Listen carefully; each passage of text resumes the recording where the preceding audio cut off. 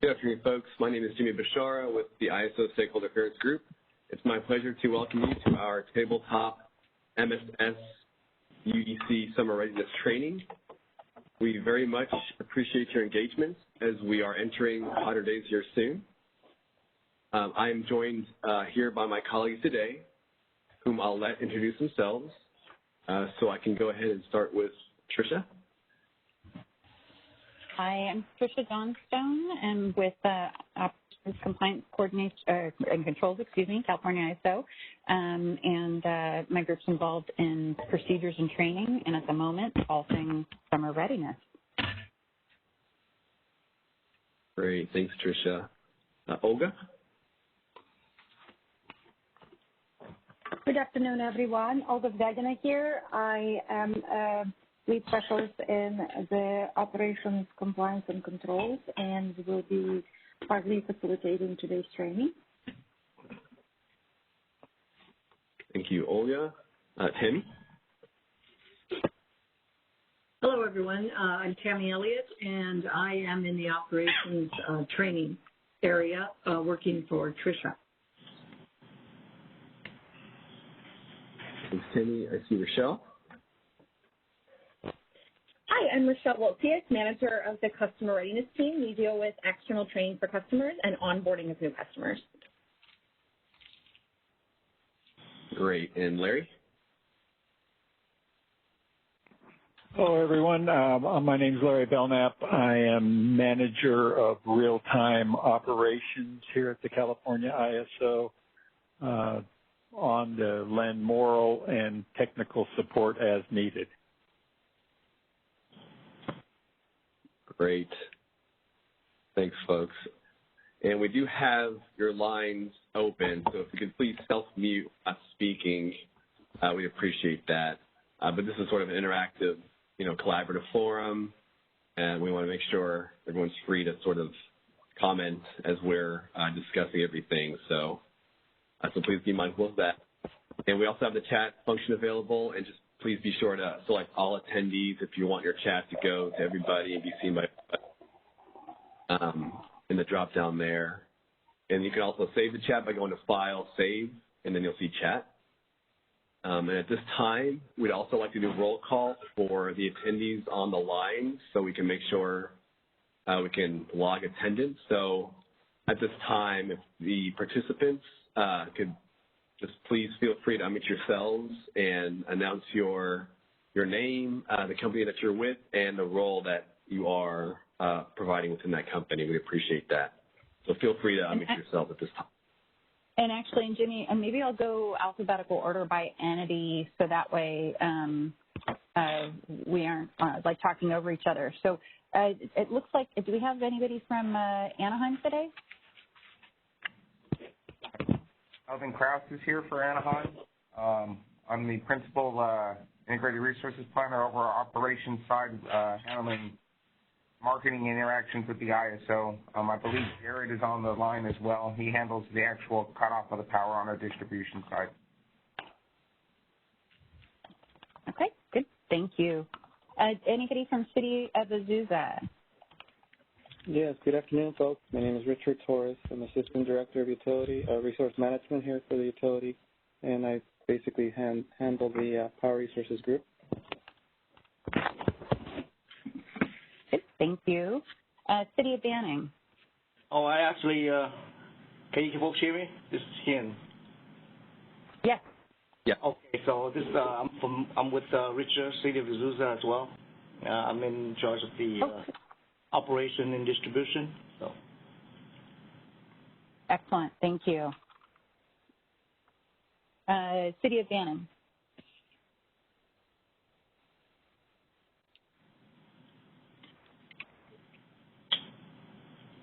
Okay. Anyone from Banning, you might be.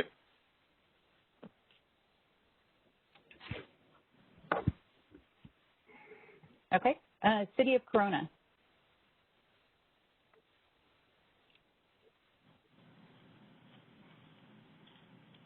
No. Okay.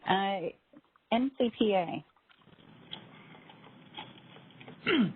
Hello, this is Genesis Mayat. I manage the dispatchers and schedule coordinators here at NCPA, and looking forward to the training. Thank you.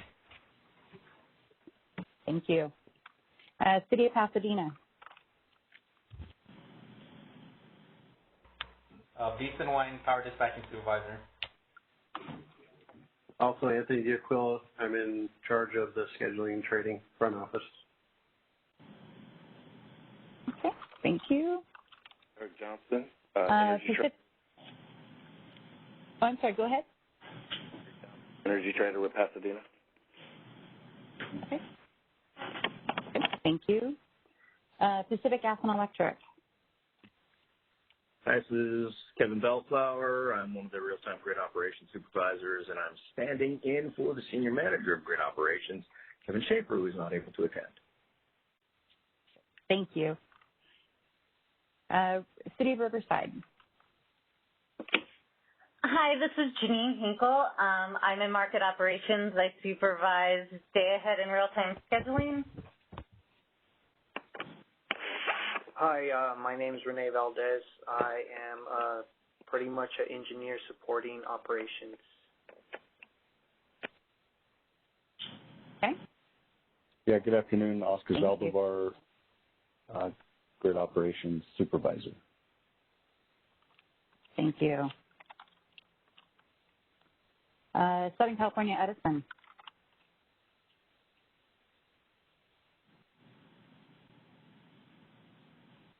Hi, this is Tim Hughes. Sorry. I'm an instructor at Southern California Edison, and we also have others on standby.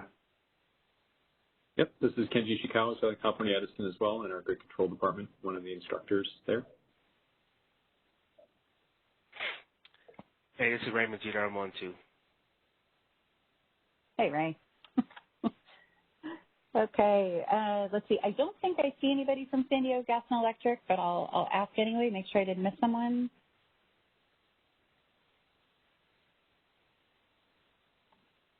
Okay, anyone from Valley Electric Association?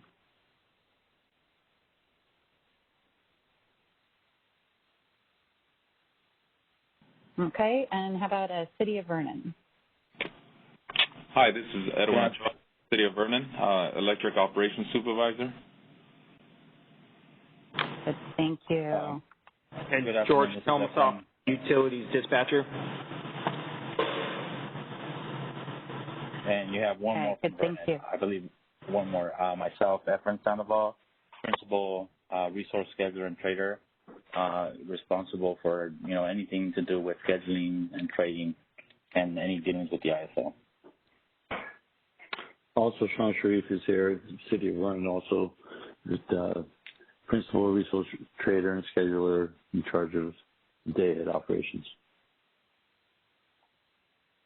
Good, thank you. Were there any entities that I missed or anybody join late?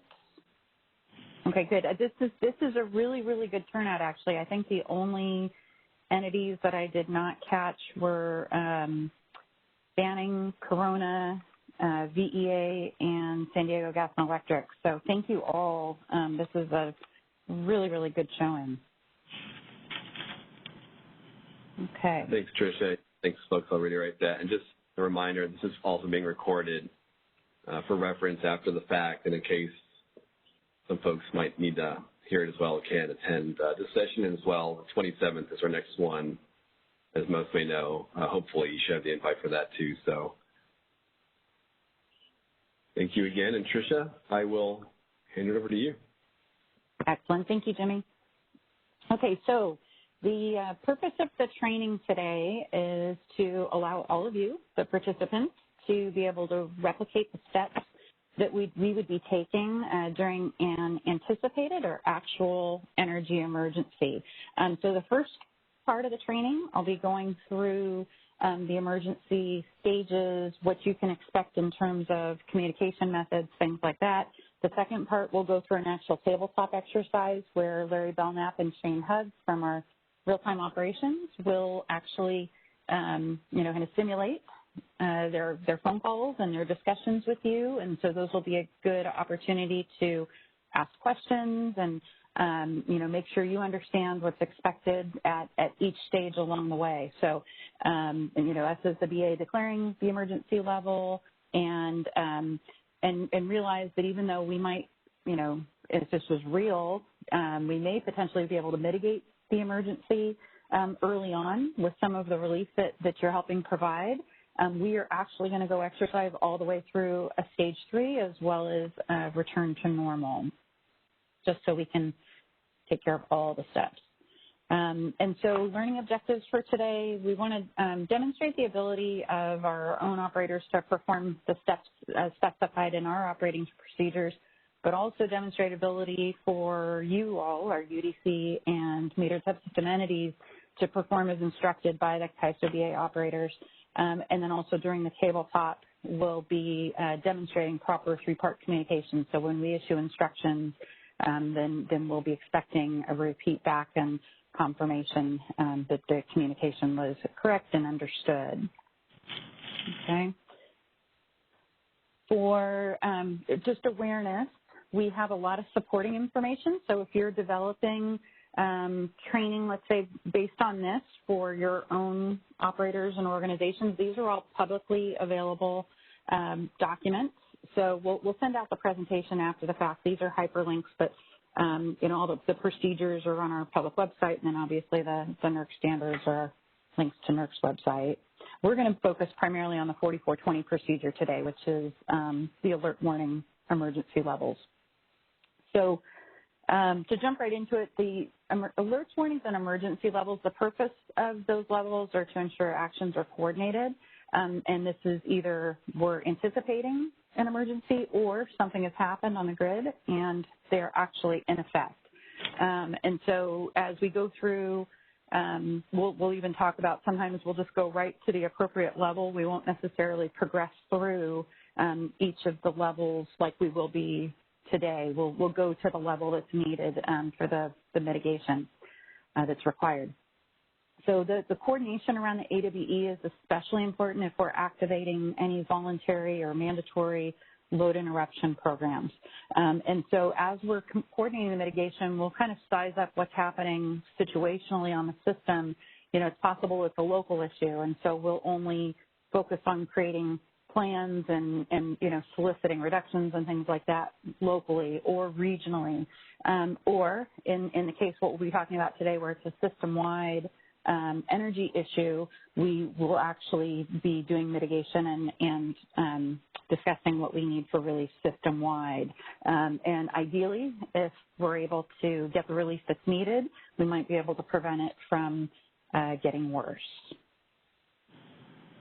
So just real briefly to touch on the background, the alerts, warnings, emergencies were developed during the energy crisis. And especially for like our transmission operator participants today, there are a lot of references in the NERC standards to emergency levels and things like that called the EEAs. Because the AWEs really predated when NERC came out with those definitions, we have a lot of AWE references included not only in CPUC rulemaking, but also in your procedures and your contracts and things like that. So one of the things we're looking to do, not for this summer, but for next year, is we are looking to update our AWE levels to start referring to the EEA levels. And so what you'll start seeing in the messaging for this year is more cross-references between those AWEs and EEAs. So as we go through the training, you can kind of get familiar with, when we're in a stage 1, what's the EEA level that corresponds with that. And we'll have more information coming out about that conversion process, so you've got time to prepare your procedures for summer of 2022. Also, there is a specific reference in the tariff that this training is actually helping us fulfill. There's a section there that talks about preparation or preparatory actions for a system emergency, and we actually need to be doing periodic tests of our emergency procedures to make sure that everyone understands and that, they're receiving the information that's required and that they understand, what's expected as a result of that. So I think typically we drill on this every year with our operators. We drill on it a lot with the transmission operators. We haven't been as good about drilling with the UDC and MSS operators, not in a very, very long time. So we're hoping that we get some good feedback after this session and that this is a good use of time. And maybe out of this, we'll also hear what other information you'd like to be receiving. And then we can just continue to do this year over year and make it better and better. Okay. So on the energy emergency related communication, so what you can expect, so a lot of you are in various roles. It sounds like we've got some folks on the merchant side and the trading for day ahead and real time, and then we've got some folks who are more on the electric operations side. So depending on what role you play, you may see the A to E messages coming across via different systems and mediums. So we'll be talking, especially when we get into the tabletop, we'll be talking about emails that are going out to the UDC and MSS entities. That's really, really focused on the grid control side, electric operations side, and as much as scheduling coordinator or merchant side might like to have access to those, there could end up being some sensitive information regarding what's happening with the grid under those circumstances. So we really are trying to limit who is on that email distribution. And then the A to B's, though, anybody can download the ISO Today app, and then we also have an email distribution list that we're in the process of updating, and anybody can be receiving those A to B's via that method. The MNS system, I think, is probably primarily scheduling coordinators that have access to that system. And if you're on the scheduling coordinator or merchant trader side, I'll have a slide coming up showing how you access it. If you haven't been in it before, then I'll have that information coming up here. But the information from the A to B does actually flow over to the MNS system, so you'd be seeing it there as well. And it also flows out to Oasis. The GMS system is a grid messaging system, which is only for the RCs, balancing authorities, and transmission operators. So even for the UDC MSS entities who are on the electric operations side, if you're not one of those registered functions, then at this point we don't extend the GMS message. One thing I should have mentioned probably in the slide on access is there is a subscription option for any emails which might come from GMS which are public of nature, and so it is possible to get on those lists. And then, of course, we'll be talking during the tabletop a lot about, when there might be individual phone calls from CAISO Gen Desk to scheduling coordinator or transmission desk or the shift manager to grid controller or electric operations. And we'll be talking about our new box call functionality. So I'm going to ask for Larry Belknap's help on this. So we started these hourly communication emails last year, and this, once again, as I'm talking about, this is going really the more that reliability side audience. We're going to continue this year, and Larry, do you want to talk about the context on when and why we'll be using these emails? Sure. So the when is anytime that we forecast system capacity shortages up to 7 days out, then either myself or somebody from real-time operations will be putting together these emails that we are now calling system status update. Like I said, we'll start 7 days out saying we're looking at high loads, potential for firm load shedding or activation of the AWE. And then at that point, we'll probably send one a day until we get to, say, D+1. And then we'll start updating more regularly. during, say, the real time, then once we get there and if conditions warrant, we will start sending them in the morning every 2 hours, and then at noon through the event of the day until we exit the AWE. We'll be sending them hourly, basically giving you the information that you will need.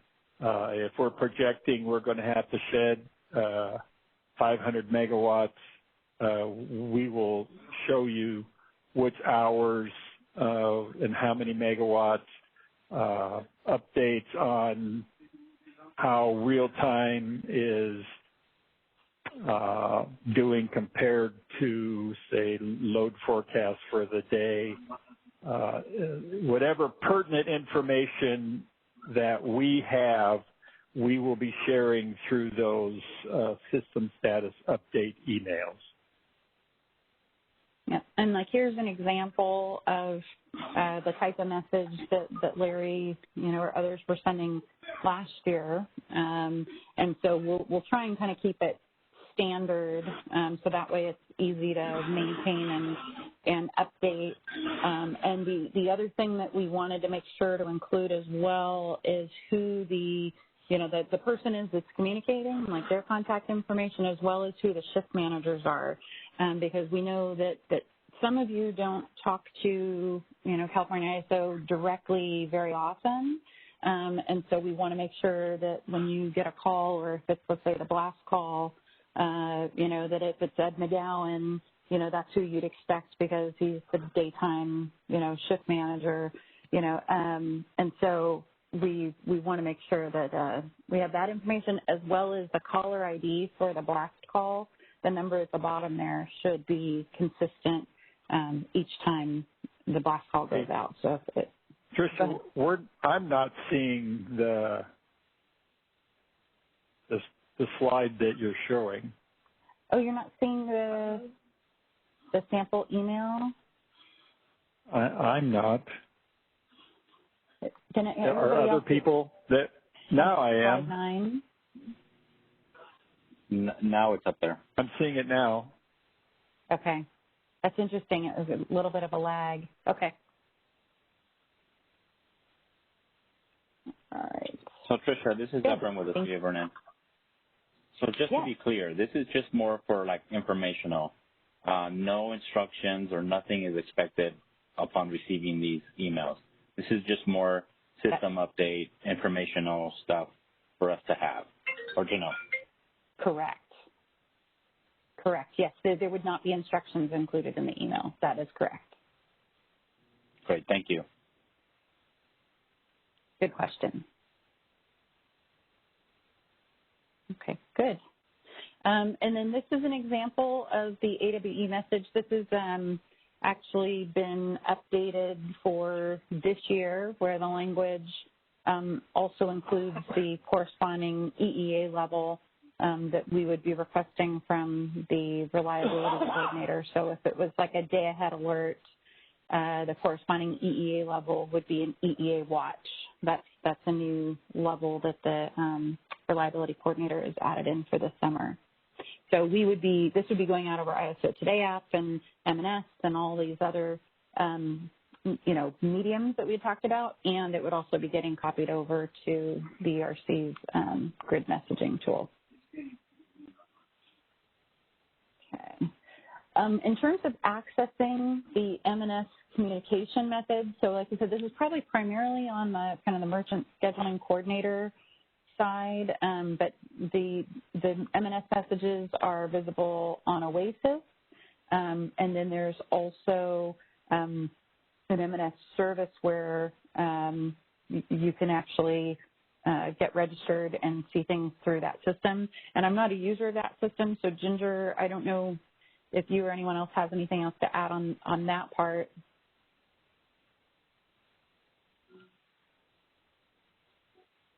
No, I am on. I'm sorry.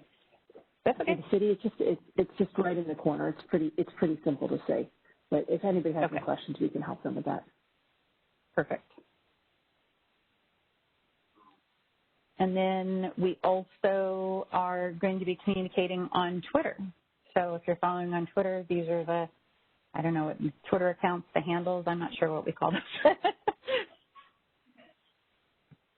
Handles, yes. Okay. Yes, handles. Okay.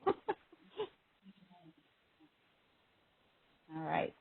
So to kind of get into the details a little bit before we start the tabletop, just really wanted to kind of get everybody level set with each of the levels that we're going to be going through and you know, kind of what the condition is at the time. So as an example, like the alert, where basically as a result of what we're seeing from the day-ahead market, that we're forecasting 1 or more hours, we're going to have an energy deficiency the next day. That alert would be coming out by 1500. That's the, you know, kind of our requirement. So it could come out earlier, but it should be out no later than 1500. And when we communicate that over to the reliability coordinator and out to our neighbors and things, we're saying, look, all the available generation that we have for tomorrow is projected to be in use. And the alert messaging is that we're potentially even forecasting that we might be short for a couple hours. So if there is additional energy out there available that potentially wasn't scheduled in and things like that, that we would be looking for the additional energy at that time. And then we would be in that alert condition really up until the next day. And if we still look tight, then the emails that Larry had talked about, we would be sending out those emails saying, hey, this is how today's conditions are looking. And then at some point, we would likely be issuing a warning. And when we talk through some of the programs that are triggered here, they're going to apply to some entities, but not all entities. So like PG&E and Edison have programs they're participating in where it's this reliability demand response program. And so some of the steps on the tabletop, we'll talk about when we're going to flag in those resources. So when we initially declare a warning, we might not be dispatching off that reliability demand response program. We're going to try and hold it until a little bit later because a lot of those programs have a max run time. And so we don't want to dispatch them any earlier than we have to. We want to preserve them for the peak hours when they're really going to be needed or the hours where we're projecting short. And as long as we've just kind of gone into the warning and not dispatched it, then we'll still be in an EEA1. The moment, though, that we call on that RDRR or any really load management programs, that's when the RC puts us into an EEA2. And we're still, and you know, in the warning and things like that, we're asking for additional energy. Our interchange schedulers are even talking with some of our neighbors about, you know, incrementally trying to get a few more megawatts on the ties over what was maybe scheduled. We may start talking about, you know, is there emergency assistance available, even though we technically wouldn't be accepting it until later hours. And we would still also be evaluating if we've got any limitations on the transmission system where we might be able to adjust our transfer capability. When we go into a stage 1, this would be another touch point definitely with all the UDC and MSS entities where you've got resources which are primarily for serving your load. At stage 1, we would be asking if you have any excess energy above and beyond what you need to serve your load, now's the time when we need you to provide it back into the grid. So some of you might have resources available that are not on. We would want to try to get those on as soon as possible, or you might have some amount scheduled on just to serve your load, and we would be asking for that additional. When we go into a stage 2, the big difference here between a stage 1 and a stage 2 is now we're having trouble maintaining our contingency reserves. So as a balancing authority, we've got to maintain those requirements in case we have a contingency on the system that we need to respond to, and we've got to respond, keep the system stable, but also within a certain amount of time. And so now if we're having trouble maintaining that, we're going to do a blast call, and we're going to ask, you know, of our UDC and MSS entities who is able to arm firm load that we could count as non-sync contingency reserves, and the requirement would really be arming firm load that could be dropped in 10 minutes. So we know through the discussions we've had with a lot of you, some of your entities are challenged and you're not able to really do that arming to be dropped in 10 minutes. But we would, do the call and see, who, may be standing by, because it's, at this point, things are definitely getting a lot tighter. And then the last piece, of course, is in our stage 3, we're now unable to maintain our contingency reserves, and really we're concerned potentially about not even having enough energy to serve our load. If a contingency happened on the system, we might not have sufficient resources to respond, so things are particularly bad. This is another blast call where we would be giving out our instructions for manual load shedding. So, and the instructions that we're going to be talking about when we go through the tabletop, we should be giving time-specific instructions. So we'll say, as of this time, I need you to shed so many megawatts of load within so much time, like within 10 minutes or, within the current hour, whatever the instructions are, shift manager's giving you, then we need you to confirm that you'll be able to take those actions within the time that they're requesting.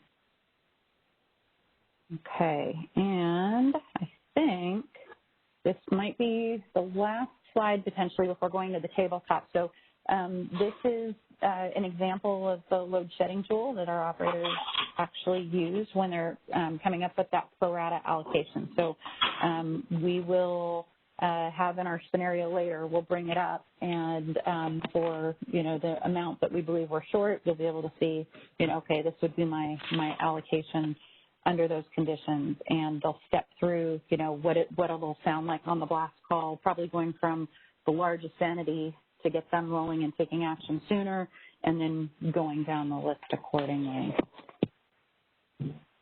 So are there any questions before we get into the tabletop scenario?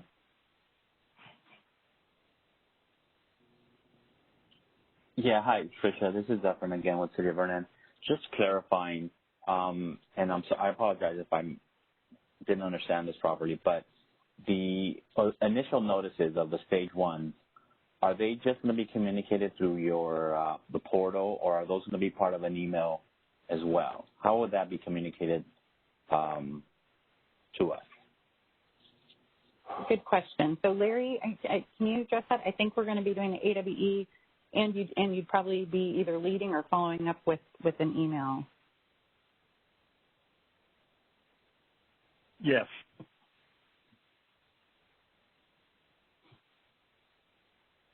Okay, and we'll go through that specifically in the tabletop too, with each stage, what communications go with it. Thank you. Okay, good. So Jimmy, if you can go ahead to the next slide. So for the tabletop, I'm going to turn the facilitation over to Olga Zavagna. And Olga, Larry, and Shane Hug, they're going to be our primary players on our side. Okay, so go ahead, Olga. Thank you, Tricia.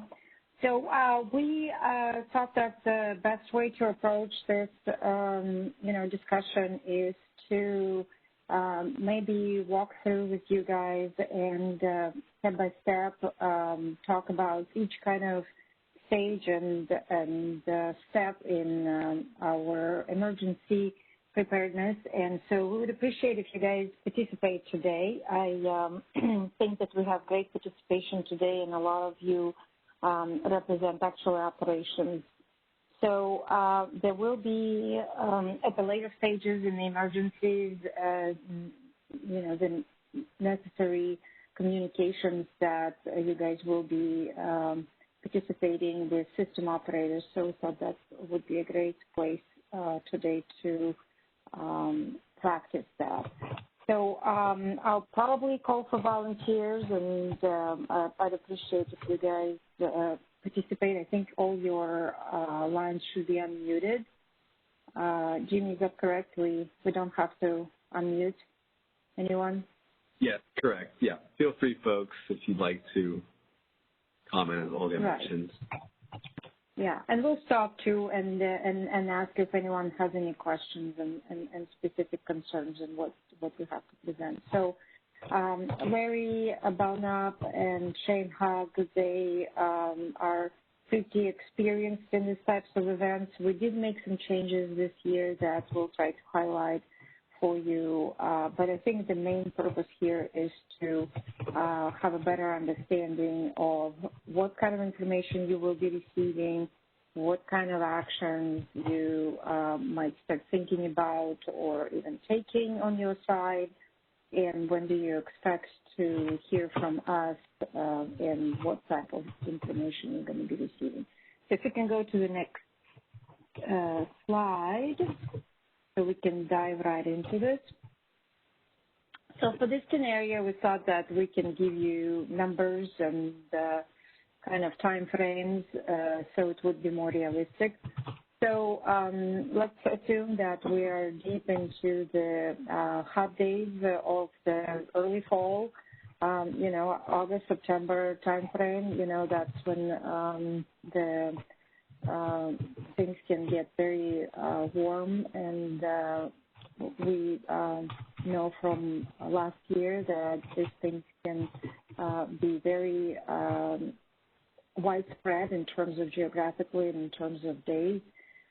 So for our scenario here, we will be dealing with the Cal ISO peak load forecast at 50,000 megawatts. We know that this is something that will strain us to the brink, and to make it more realistic, we want to say that we have potential record high loads all over the WERC region, and that will obviously strain the importing capabilities of Cal ISO.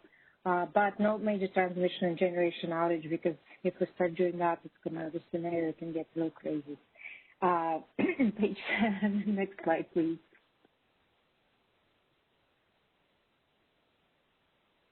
Okay, so we're at Cal ISO working really hard to make sure that we give entities within our footprint as much notice as possible. We heard market participants and transmission operators, that the more advanced notice we give, the better. And so we are projecting that we will be able to look at very, very granular at loads and generation at D+7 time frame. But as Tricia already mentioned at the beginning, all these events could really be very rapid and create, and manifest themselves very, very, very rapidly. So we'll do our best to project the conditions and system conditions and the loads, but we can't anticipate that. We can look into the future all the time and predict everything correctly. So we'll do our best to inform you guys in D+7 time frame and up until D+2, of course, when we have more realistic day-ahead market results. We could do things that are described in the actions right here. So we tried to create those matrices here, showing you maybe not all the actions and all communications that Cal ISO is going to be doing, but we wanted to give you an idea that we not just talking, of course, to you guys and informing you, but we do a lot of public announcements. We work with the government agencies. We work with the water agencies in California, and there is a lot of communication going on if we know that the conditions are going to be tight. But here's just, in a nutshell, a little bit of information for you of what's going on.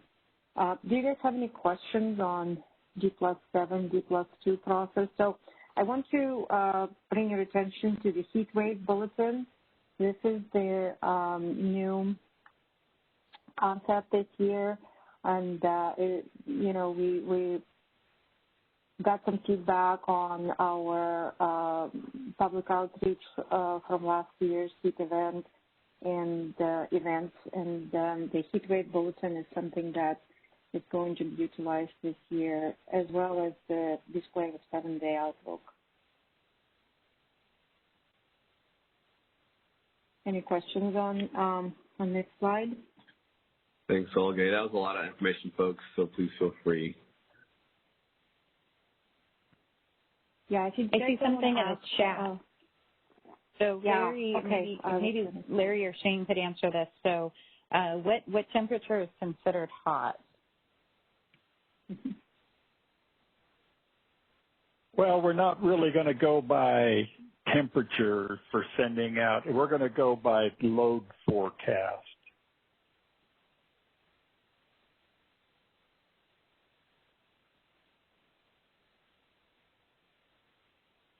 And so the heat wave bulletin that I think is what you're questioning there, would be if our load is such that, we're in the 48, 46 range, then we're going to send out a heat wave bulletin.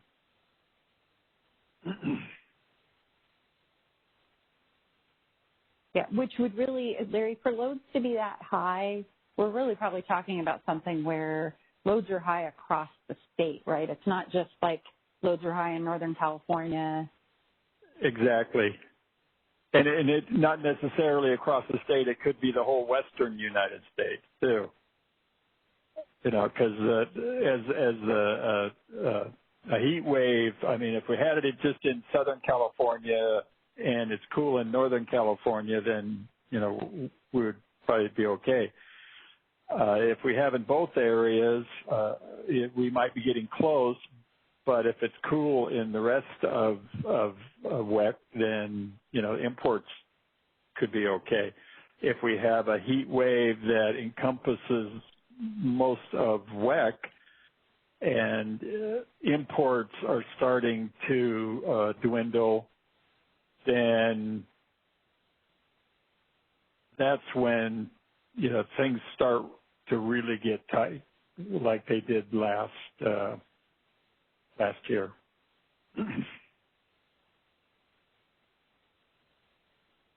So, Larry, on the emails then that you'd be sending out, so I'm assuming 7 days out, you might have an idea like, it looks like there might be something, but, what's your confidence 7 days out versus like 4 days out, 2 days out?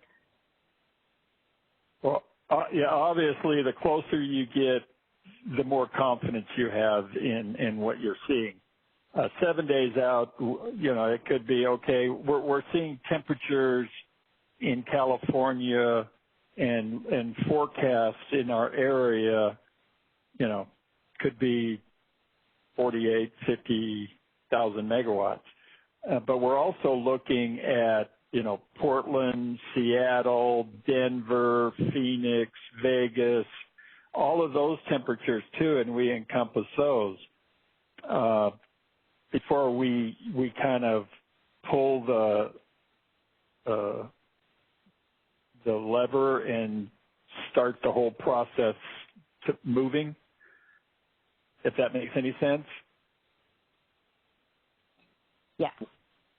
So are you also looking at the, being able to meet load as well, right? You're not just looking at, in your example, 48,000 megawatt hours. You're also looking at the ability to meet that 48,000 before you, like you said, pull the lever. Exactly.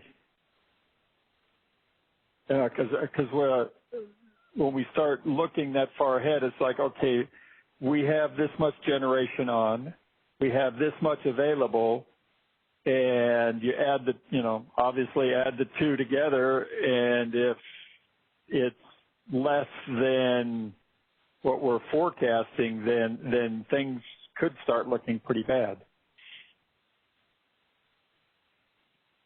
And that's when we, as 7 days out, we will actually watch it for a day and say, so we get, at least within 5 days, we starting long start units, because several of these old steamers, you got to get it one unit on before you can, because they supply steam to start another unit. Some of them have 24-hour startups, some have 48-hour startups. So we start the process of getting these units coming on, so we don't get caught short. And then for the entities that we had discussions with, I don't necessarily want you guys to give away any trade secrets or anything like that, but some of you had talked about, your Hoover rights and your ability to adjust some of those schedules and things like that. So, how is that sounding for you that, when we see it coming, 2 days out, 4 days out, is that giving you, a good amount of time in order to consider what you're able to adjust?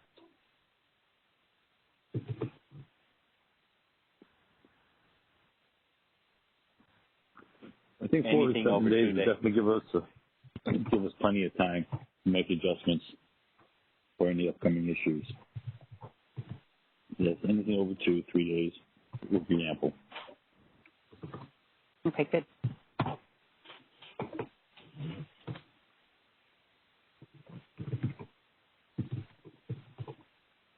Okay.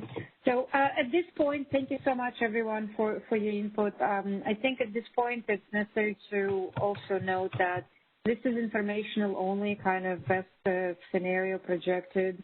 There is no AWE activation yet, so just look for those status update emails and maybe some public announcements that California ISO will be making. I think we're ready to move to the next slide, unless Shane and Larry, you have any other comments? No, not me. All right. No comment. Great. Thanks, Shane. This is, let's kind of move forward to day ahead, D+1 process. The ones on the call familiar with the market, of course, it is tied to what the day ahead market is giving us the results, and we can, like Larry said, already have much higher confidence of what's going on. And there's certain situations where we might initiate a flex alert. As you know, it is strictly voluntary and appeals to the public for conservation. We will be issuing flex alerts this year, so there is really no change from last year except for maybe the subscription to receiving the flex alerts. That we are making a better experience for the users, I think, with this as well. But we are still going to be using Flex Alert this year to make sure that consumers are aware of the tight market conditions.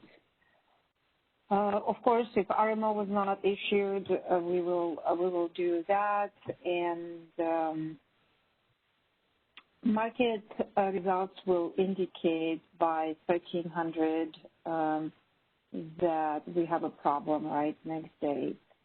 Based on that, we can ask a reliability coordinator to issue an EA watch that will give heads up, maybe neighboring balancing authorities and other market participants that California Balancing Authority is expecting tight conditions and might trigger some additional resources to be, put into the market.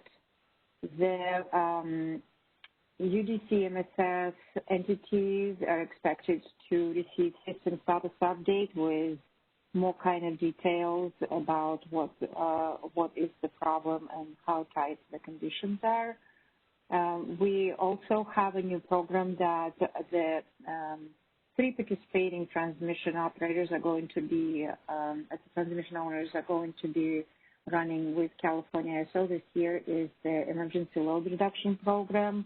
The details are still being discussed with the regulatory agencies and between Cal ISO and PG&E, Edison, and San Diego. But as soon as the alert is issued as an AWE step, then this emergency load reduction program steps will start shaping up, and California ISO will be able to see how much relief from that program we can get. Any questions from you guys, from any entities on the call regarding the D+1 processes and alert?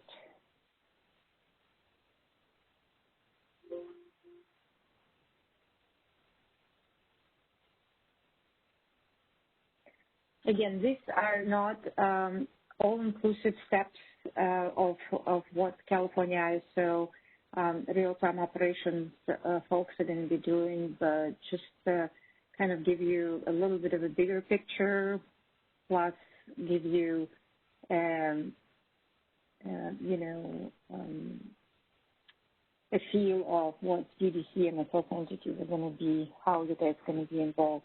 At this point, we don't anticipate talking to any of you directly or giving you any instructions. Is there anything in the chat? I cannot see it. I don't see anything in the chat. Perfect. Thanks for confirming, Jimmy.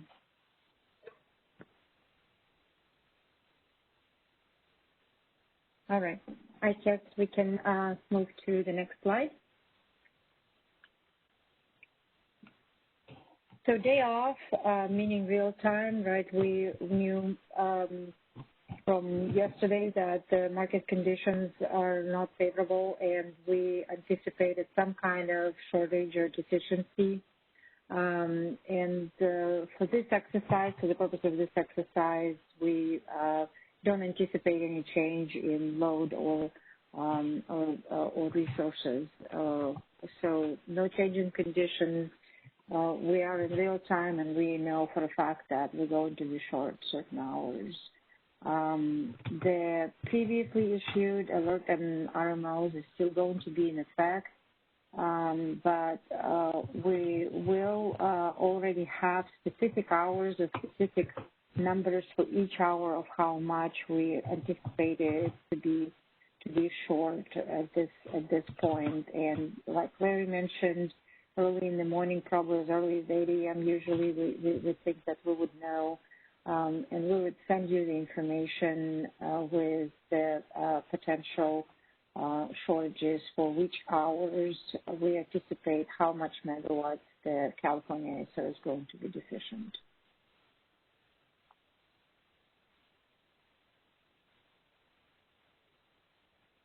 Larry, anything else on your side? What you'd be, other things you might be doing at this point, or things you might be considering going into the day, anticipating, how things might look hour by hour? Well, when the day ahead ended the day prior, what we do is look at the results, and if we see hours where it goes infeasible, those flag that something is wrong, and it's in the situations like this, it's that it can't quite figure out because we have more load than gen. It doesn't like negative numbers. So, we'll be watching that. And then as we roll in the morning, obviously we're going to be closely monitoring our forecast to actual. as the morning starts and progresses, units that are expected to have come on that are not coming on or having issues. So basically through the whole day, we're adjusting what we're looking at, and all of that will be reflected in these emails that we'll be sending and giving updates on things are looking better, things are looking worse, things haven't changed, those kind of situations.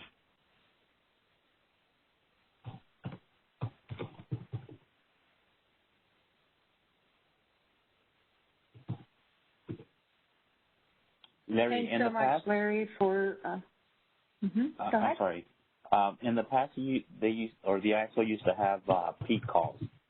Are those no longer going to be held or anything like that going forward? I'm not going to say they're not, but I think we can disseminate more information to more people more often by not doing them. And if we do them, it's going to be maybe to a specific group that we want information for them, so we're not maybe bothering everybody type of a call. We still do what we call peak day calls with the gas companies, so-called gas and PG&E gas, just to keep them informed on what we're doing and what their outlook looks like and what our outlook looks like. But I know last time people seemed to like the email better than a one-day peak day call or one-time peak day call.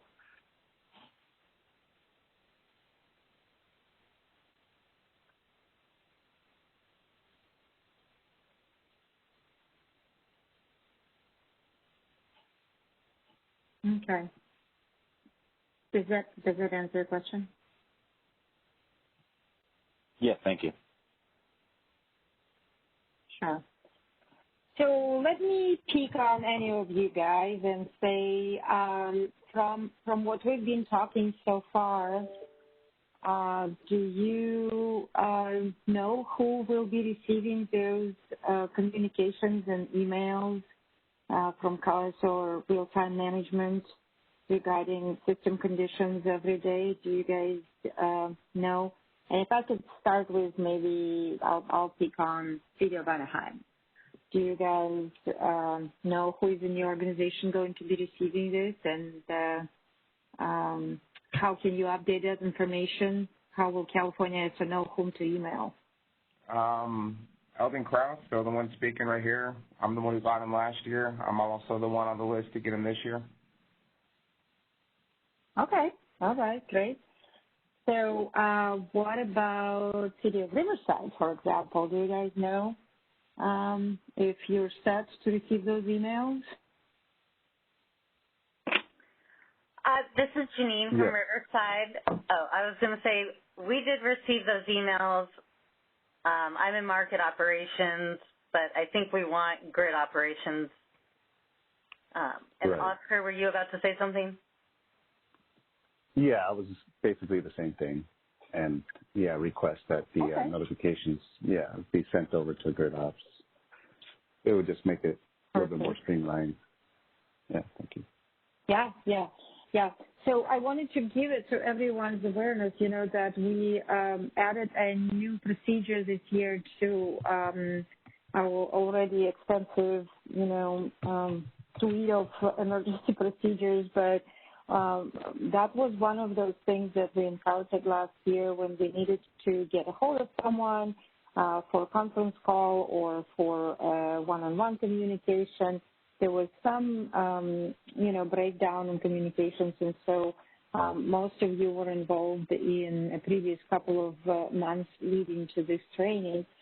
we ask you guys for your contact information, which stages, which kind of AWE stages you wanted which personnel to be involved in. And so this procedure is in the last stages of, review and approval, and we're still waiting on a couple of missing pieces in it. And we're going to be sharing it with you guys and make sure that everything's correct and ready, and then plug in those emails and those phone numbers into the blast call and emails into the distribution list that we're going to be using for communicating this information. Any question on this from anyone? NCPA folks, City of Vernon?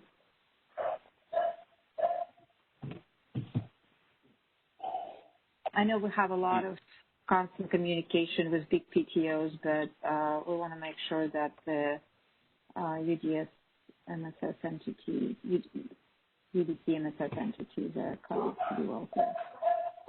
This is Efren with Vernon. So just to clarify, did you just say that there's going to be multiple lists for AWE and different types of notifications, or is it just going to be one list that you're going to go off of? So depending on what type of communication, right? So if you're subscribing to some notifications, that will be subscription-based. For example, for FlexPairs, that's one way of getting on those lists. UDC MSS email list that is mentioned in this presentation on almost every slide is going to be maintained and based on your feedback that you guys provided to us for this communication. And some entities chose to have different contacts from, if it's a market, 7 to 3 days out, right? They wanted one person to be contacted, but for real time, for example, for firm load shed, they wanted a different contact, and of course it should be a phone, not an email. So does that answer your question? Yeah. Because can I of just the make different organizational structure. Can I just make a request though that maybe, or for Vernon, can we receive that list just to see if we need to make any changes? If we want to make it so that they only receive AWEs, the general emails, can we just get a list of what you have for Vernon? Definitely. I think we can definitely do that. Let me make a note here. Thank you. Yeah. And that's where I am trying to make sure you guys understand that if you do have organizational changes, or if you have a change in type of communication that you want to receive, and the email addresses or phone numbers, we are providing a one-stop shop where we can easily change that without going through, agreements or involving FERC filings. I know that we include that information into the agreements, but this is more operational, day-to-day kind of communication that we want to keep as current as possible. Hi, this is Janine from Riverside. I do have a comment for maintaining and updating your contact list. I don't know if I can. It's an NCPA. You guys are good with it? Hey, Olga, could you hear Janine talking? Sorry. I'm going to be we can hear you, Janine. Oh, you can? Yeah, Janine. Thank you. I was just going to ask about maintaining these contact lists on the ISO side, because I know that we tried to keep up to date some of the other ISO contact lists, and it's not very easy, so just directions on how to maintain this list correctly would be helpful. This is Ginger. Let me kind of clarify. Okay. So for this year, we are updating. If you want us to open a city ticket and add in who you want added to the AWD list, we can add anybody. So we'll be maintaining that for this year. We already sent a communication over the past 2 weeks to everybody that was on the existing list and ask if they want to be added, removed, whatever. So all you have to do is open a city ticket for that. As of next summer, we are going to be able to do self-subscription for these. So this is just an interim for this summer. So anything that you want added, just submit a city ticket and indicate that you want added to the AWE list, and we'll add those for you. Thank you very much. No problem. Hi, this is Jesus Martinez, Riverside. Can you hear me? Yes. Yes. Yeah, I just want to verify because we had individual meetings with the ISO, right? So, and we went over some of those lists. So, and I thought that's how we added our we did. group. So I just want to make sure. So this question right now is a little bit confusing. So can we also get clarification of who you have for this summer from us? Because I'm getting a little confused now. No, I understand that. So the lists we collected during the individual entity meetings, what we'll do after this training is we'll send you all or each the lists that we have for your entities. Specifically, these are really for the system status update emails that Larry's been talking about. And then the AWE distribution list is a separate process, and really anybody could be on that list because it's public. So that we have that as an action item that we'll send out those specific lists to confirm that we captured those correctly during those meetings. Okay, thank you.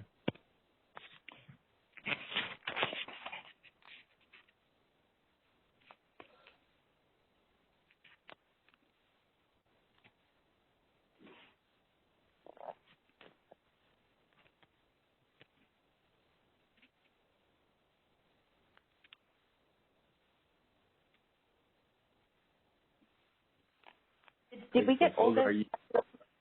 Yeah, is Olga's audio fixed? Oh, sorry, I had troubles with my with my phone again. I was just talking to myself for 5 minutes again. Sorry about that.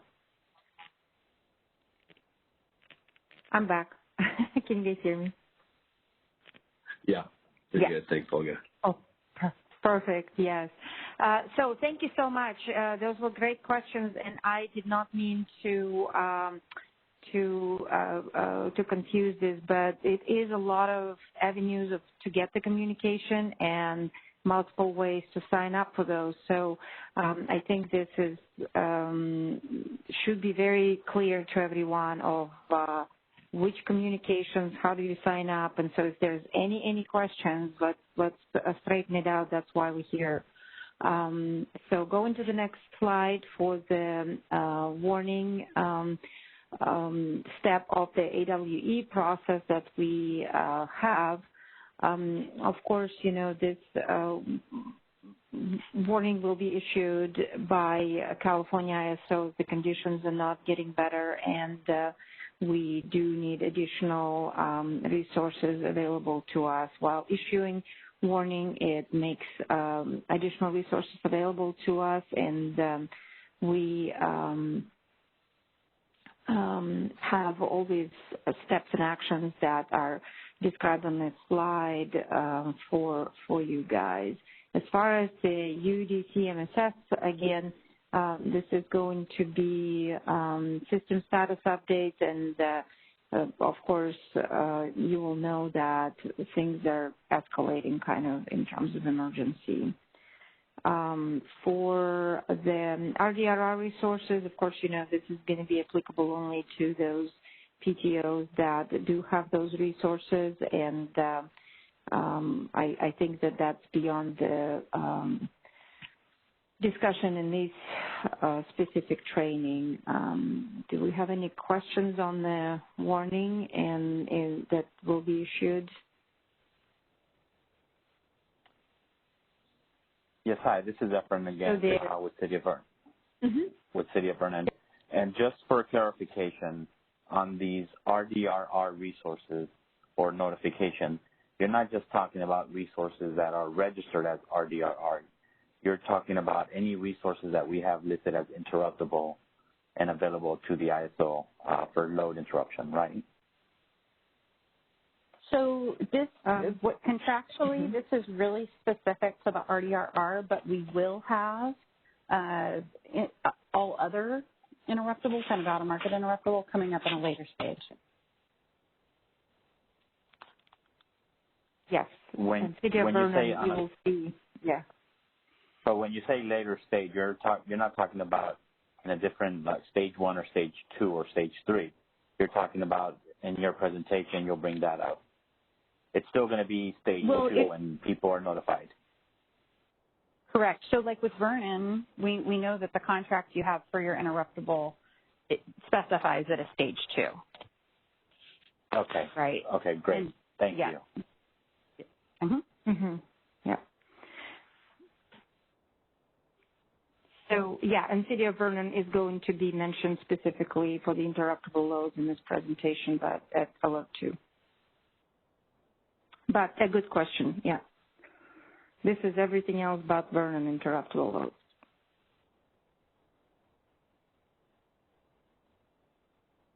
Any additions to this slide, Larry and Shane? Do you guys have any? So Larry and Shane, we're going to put you on the spot here early. So you need this RDRR dispatched off. Maybe we lost a major resource or had a, high line trip out or something like that, and you're going to need that stuff off sooner than later. So can you practice giving your instructions to PG&E and Edison? So go for it, Shane. Okay, so I'll just kind of lay out, I'm a gen dispatcher here at the ISO, so for the RDRR, we're talking about the resources that are bid in to the market that we only access when we're in a staged emergency. So generally, we try to hold off on using those to make sure that they don't expire while we're still in the capacity shortage. So we have 2 ways on the gen desk of dispatching those RDRRs once we're in the right warning stage. We can enable them to where the market can dispatch them off as when we run out of energy, or we can force them off because we can't wait. So when we force them, the next market run will actually start sending the signals to dispatch them offline. Either way, whether we enable them or we force them off, we'll start making the phone calls to let the participants know that we are either enabling them or forcing them offline to make sure that they get responded to, since it's not something we typically dispatch. So that's for the RDRR piece. That's my experience. Do you want me to run through a phone call, Tricia, on how? Yes, what please. that phone call would look like? Okay, so we'll just assume for this scenario that we're in a really tight day and we lost a major resource and we're having to accelerate into the warning stage quicker than we expected. So I'm ISO generation dispatcher, and I've now forced, we'll say, the PG&E RDRR for the local reliability. So this is, call it ring ring. This is Shane Hugg at the California ISO generation desk, or shift manager desk, calling PG&E. Hi, this is Bellflower, PG&E. Go ahead. Hi, Bellflower. I want to let you know, due to a capacity emergency, we've enabled the RDRR resources for PG&E area to be dispatched. We're going to force these off to the next market run, so please look for this dispatch. I understand, sir, that you have enabled the RDRR dispatch, and it's to be implemented on the next run. Is that correct? That's correct. Thank you. No problem.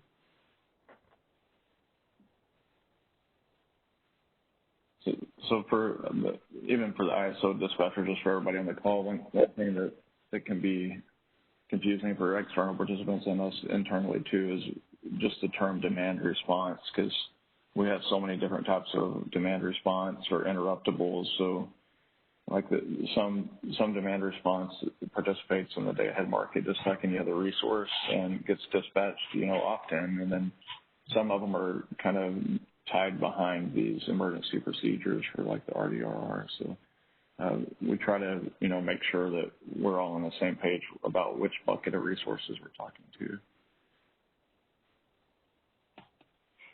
And probably the only other thing I would say is we would probably also have an idea of how many megawatts we were estimating were probably included with that, right?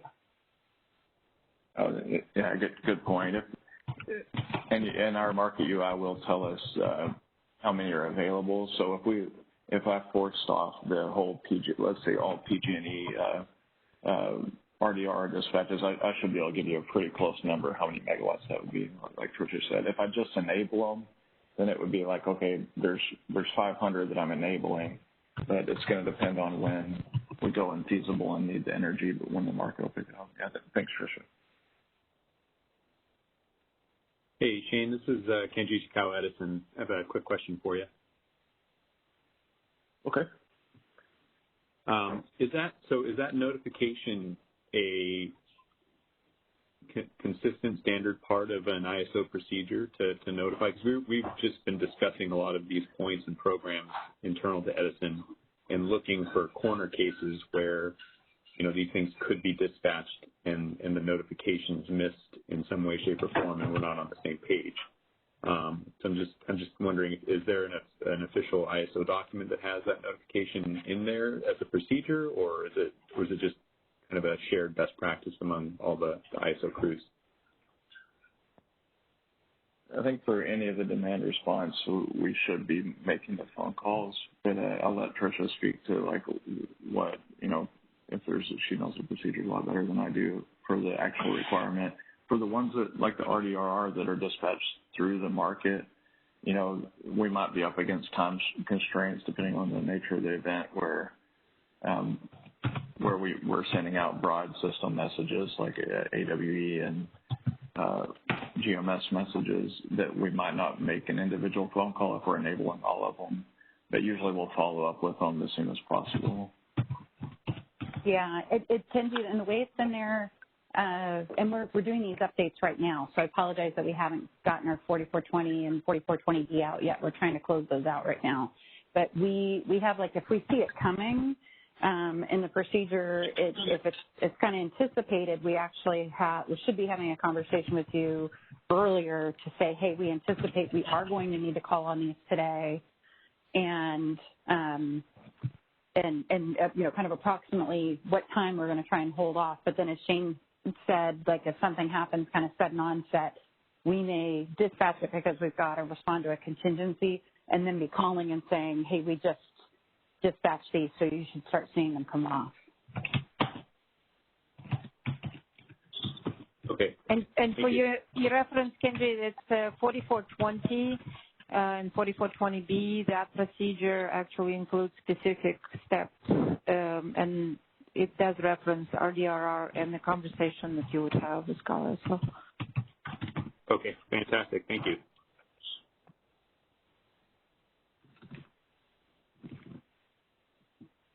Sure. Hey, just as an aside, this is Bellflower PG&E. That goes through the Gen desk, generally to our marketing desk. And the real-time transmission desk, we may or may not get that heads up about RDRR. We should know about it, and we start reaching out when we start getting to these pinch points, if you will, as far as load goes. But yeah, it might be a distinction you make when you discuss with your real-time operators that this is a communication that needs to start happening between your real-time guys and the Cal ISO early on. Just saying. Yep, good. Yeah, we've got our operator training coming up soon, so we will be sure to call that out. And someone else mentioned that there are many, many types of demand response. I don't know, PG&E, last I counted, we had all kinds of different various ones lumped into different buckets. And so the RDRR is generally handled through the market and through our marketing group. But all other demand responses are handled by a demand response group that we have. So for me, when I start seeing that we're getting close, I have my dispatchers called over to our demand response folks and start getting the numbers more accurately. Because we get an email, the ISO gets an email saying what our RDRR and our demand response numbers are for the day. But it's nice to know and get everybody up to speed and thinking that this is where we're going. And once again, just saying. Yes, and the only thing I'll add to that kind of specifically for this year, and this is a PG&E Edison San Diego thing right now, is with the CPUC coming out with that emergency load reduction program, they've added another twist on some of these programs where we're trying to kind of scramble and get the details. So some of that could get activated. It's out of market, and some of it could get activated based on the alert.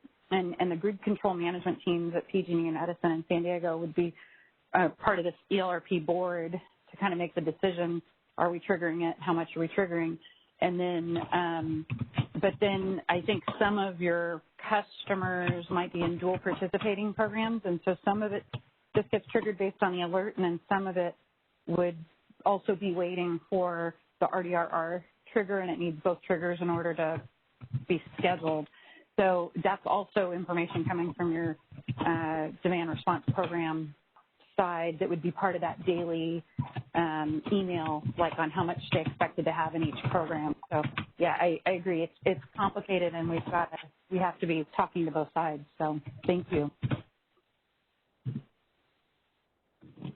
And we'll be the last to know, no doubt, as far as the details go. And that's why I really can't emphasize the communication, but just the calls between your counterparts at the ISO and say here at PG&E. Makes sense. Larry, Shane, anything else on your side? No, that's a good point, because I know on the Gen Desk, we're so focused on capacity, and the shift manager is the ultimate decision maker on when we enable these, but they're doing that in large part, by our decision. So a lot of times we're so focused on capacity, it might be that we've already activated them, and we'll try to do a better job of, communicating that with the transmission side of the house so they can make those calls to you guys too when we anticipate it, or we'll actually make the decision to do it.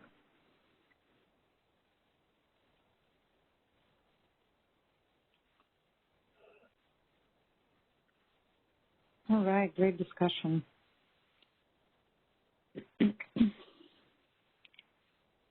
Any other questions? Jimmy, do we have anything in the chat by any chance? We do not. Thank you.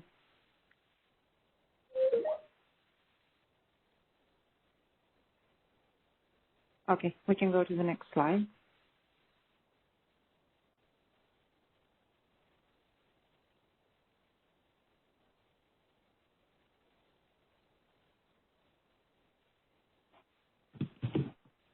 Okay, so again, we are going to go through the stages, in real life, not necessarily. We'll go through each of them, one by one. We can jump around quite a bit, and we were looking at the last year's response, and we know that stage one did not really even was declared last year at all, but we do have it in our toolbox, and we wanted to make sure that we run you through the scenario, you guys, where in for stage one, as an example, when we look at the loads and look at the reserve requirements, we might know by midday that we are definitely going to be short at the specific hours. And the table above demonstrates the hour ending 18 and hour ending 19. We are anticipated to be short 500 megawatts. And at this point, we are considered the deficient balancing authority, and will be initiating the blast call with UDC MSS entity for any voluntary load curtailment programs. So I think that we would probably want to have a simulated conversation. Shane, would you be willing to play California ISO, and we can pick on any of you guys available to participate in this simulated conversation? So I think that for the first one, I can give you a preview. We can start a simulated call, and then Shane, who will be playing California ISO shift manager, can go through the participant list on the blast call, and then we can talk about the details for the conversation. Does that sound good?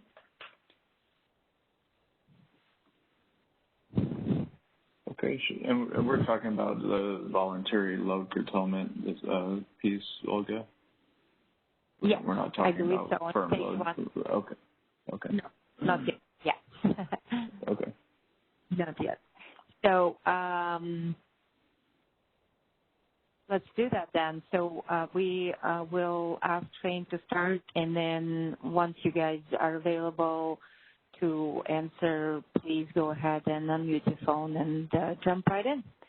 It's all yours, Shane. Okay, so this is new for this year. So this is Shane Hugg, an ISO shift manager, starting a blast call for all the participants. And I'll do a quick roll call. And I'm not sure if we can put the FIT tool up that we look at, but I'll just go ahead and run through the roll call. So Shane Hugg, ISO shift manager, roll call for SCE.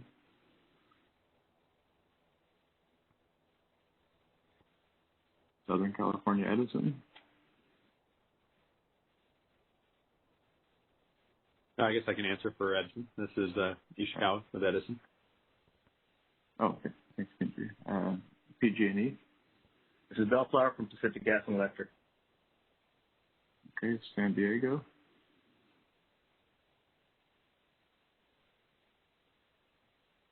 Okay, I'll be San Diego. Oh, okay.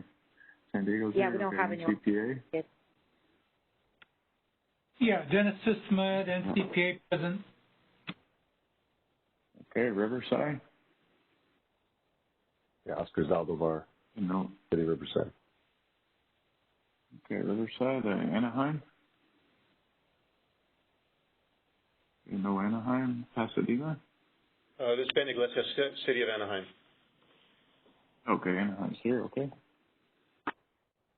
Anyone from Pasadena on? Pasadena's present. Okay, City of Vernon. City of Vernon present.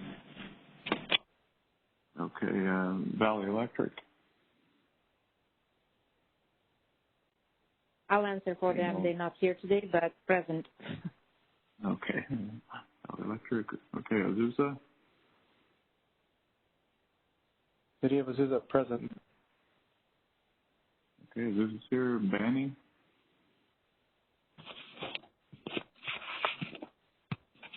For Banning, I think they're not here today either. Okay, we've got Lassen. We can skip Lassen and Port of Stockton. Okay, and Corona. Corona's present. I'm going to play Corona too. Okay, great. So we have all the participants will stay on. So basically, this is Shane Hugg at the ISO shift manager desk. We're entering a stage 1 emergency, and we're looking for voluntary load reduction from the participants. So at this time, we could just run through a couple of volunteers, but the main thing we're looking for is a time frame and how many megawatts do you expect to curtail. So we'll say a time frame 1500 through, we'll call it 2000, and just any volunteers for how many megawatts you can curtail for that time frame?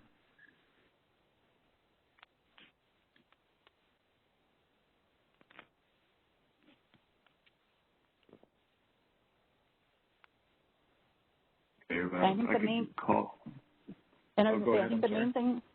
main thing I think we heard during the calls with a lot of the munis was that potentially they might be able to do something within their municipal footprint. I don't know if you guys have the opportunity with government buildings or anything like that to do any, kind of voluntary scaling back at this point, or if you would have already done that. This is Jesus Martinez. I have a question. This is from the city of Riverside. So when you're saying voluntary load curtailment, you're not talking about manual load shedding. You're talking about if we have our Power Partners program in place, where we sign up customers to voluntarily shed load,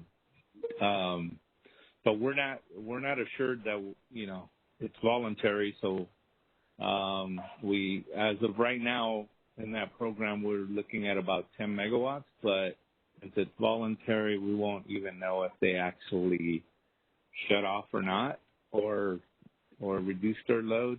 Is that what you're asking for here in stage one, or you're not asking for manual, right? Correct. Yeah. So yes, this would be, your best estimate. Yep, we've activated such and such a program. We're not sure what kind of response we're going to get, but it could be up to 10 megawatts. Maybe we'll get a few if we get a response. So that would be the information. Okay. The other question I have related to that is, though, that I thought in the training, in our individual trainings, that blast calls were only going to be done for stage 3, because if they're going to start at stage 1, that's with a different group for Riverside. Got it. So that's the same. Did something change? Because I thought blast calls were only going to be stage 3. No, you know what? We were talking about it in preparation for this training, and I think if you go back a slide, or a couple slides back to the stage 1, we think one of the main things we are looking for at the stage 1 is the excess energy on row 4 there, which I think is actually to the scheduling coordinator side. So the voluntary load curtailment program would be additional, but you're right about that. So it would be probably the row 4 would be actually individual calls to your merchant sides. And then this is an additional place we thought we could use the blast call more with the electric operations side. Okay. Yeah, because for Riverside, all the way through stage 2, you're talking about the scheduling coordinator, and then stage 3, that's where you call our grid control and ask for manual load shedding. Is it going to be the same? I'm just kind of checking in with the other municipals. Is that the same with others as well, like with Anaheim? That's the same for Anaheim. We will be on the scheduling coordinator side. We'll be sending out all AWE alerts even through the stage 3, but the blast call is actually to our operations side to handle any load shedding. Got it. That's the same for Pasadena.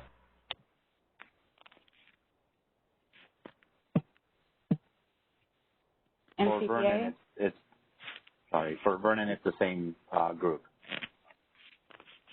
It's the same group both ways for Vernon. Okay. Yes.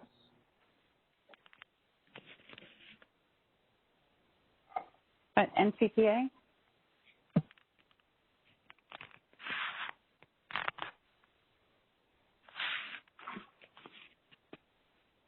I think NCPA, I think he's still on, but he might be muted. I think NCPA, the scheduling coordinator, and the dispatcher, they're sitting pretty close to each other. So we'll confirm that as well. Okay, so I think what we might do is for our purposes right now, we'll go back and we'll talk about that blast call internally. Maybe we won't do a blast call at this stage.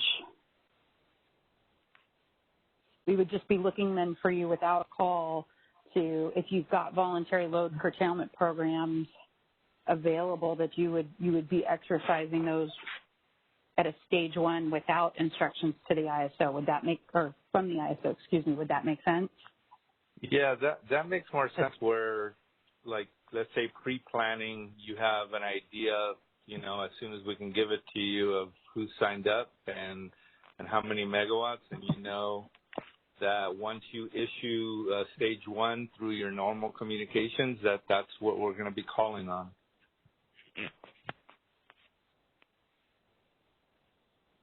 Okay, good.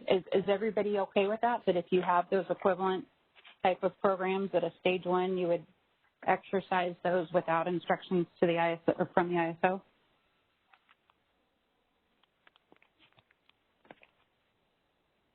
All right. Anybody not agree with that, and let us know.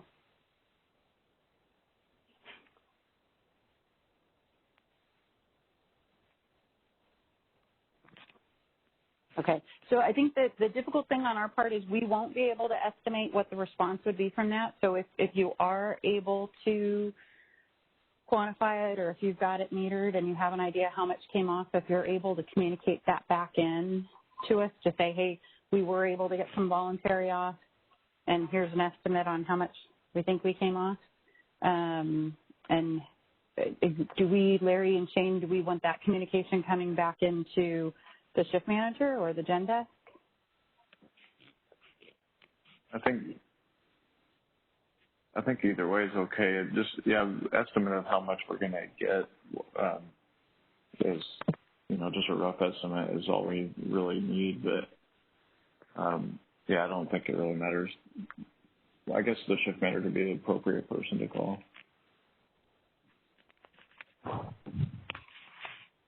Just from Vernon's perspective, we would not have access to an actual number. I was hesitant to respond to your question prior because I believe, I'm not sure how the program is set up, but I believe our program is set up that as soon as we get the flex alert or the stage 1, there's a mass message sent out to our customers for conservation. But we don't have an actual figure of how much is actually conserved or how much conservation is happening. So we wouldn't be able to provide that to the ISO. I would have to go back and double check, but that's my understanding right now. That's the same. Yeah, that makes sense.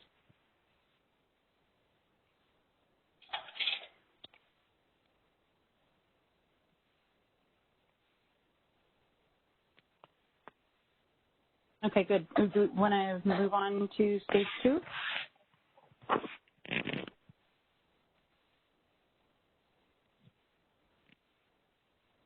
So just to be clear, real quick, this is Kenji from Edison. So it sounded like Shane would then be calling the Grid Control Center here at Edison, asking for the curtailment of all of our RDRR programs. We would respond with, you know, we understand you guys are entering stage 1 and want to curtail all those programs. We have approximately 700 megawatts that we can curtail, and we'll call you back and let you know when all of those programs have been implemented.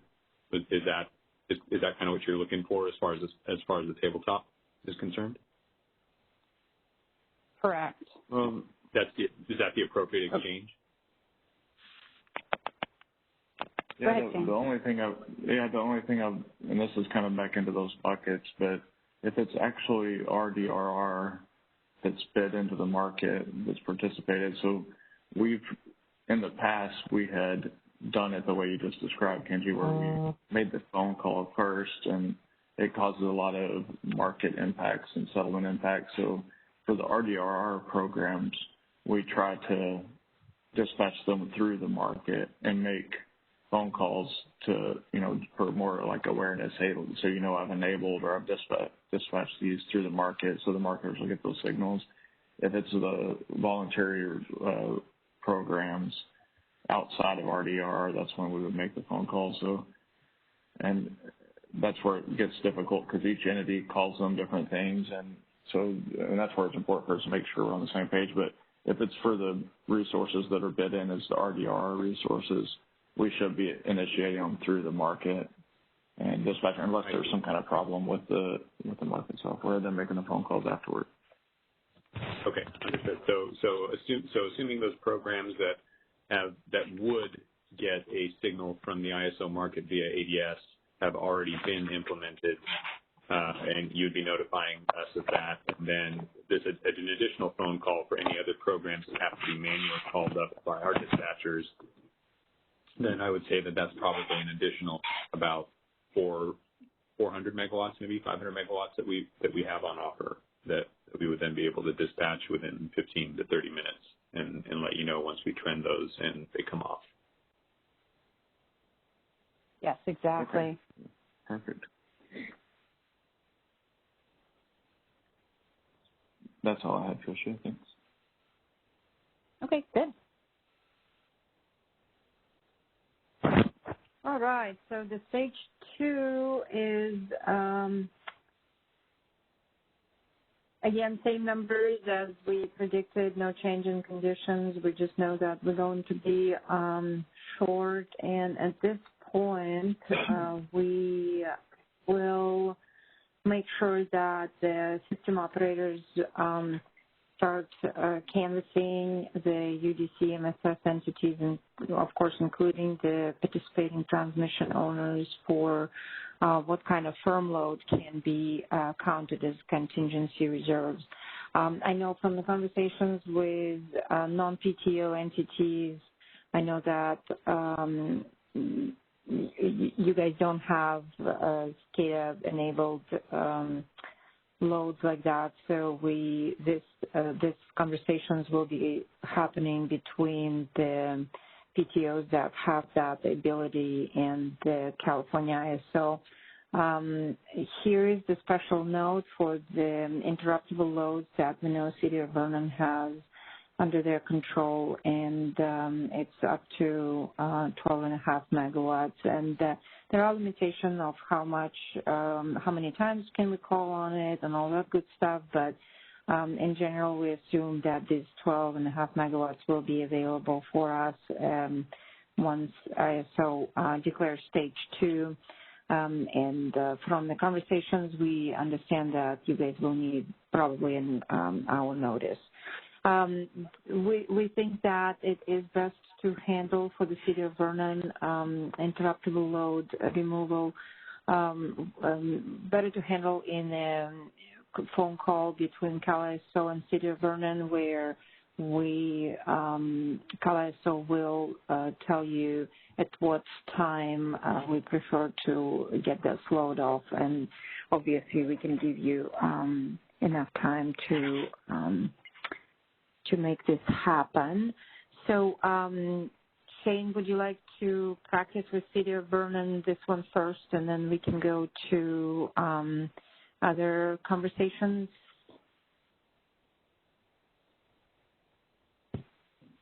Okay, sure. City of Vernon, are you guys ready? Can you play? Yeah, we are ready, but it says stage 2 is anticipated. So are we in the stage 2 already, or have you declared it stage 2 at this time? At the actions, it says it's anticipated to happen.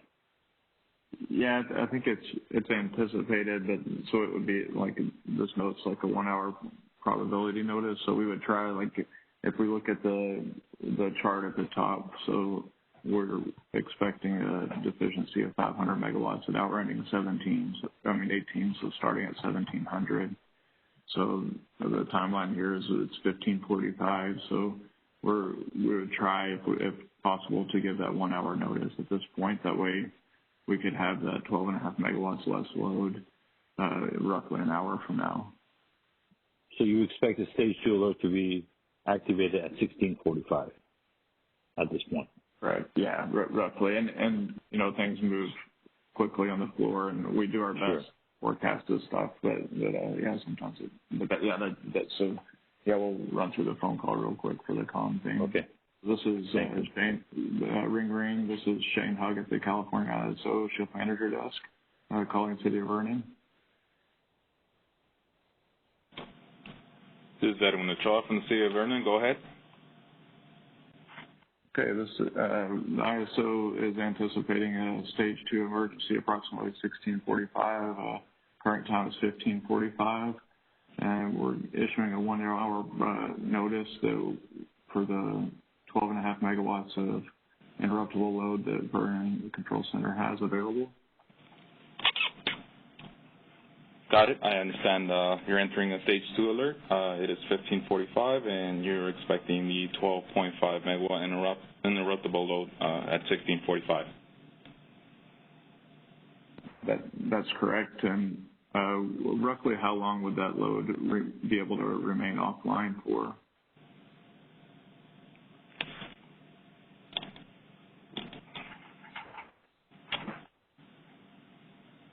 Hey, Sean, are you there? Yes. Yeah, I'm here. Yeah, so if we do enter stage 2 at 16:45, the City of Vernon will be able to shed the 12.5 megawatts of interruptible load for approximately 4 to 5 hours. Okay, understood. 4 to 5 hours. Thank you for your help. Thank you. Just to clear up, are you going to call back to verify that load has been shipped already? Or do we continue at this time at 16:45?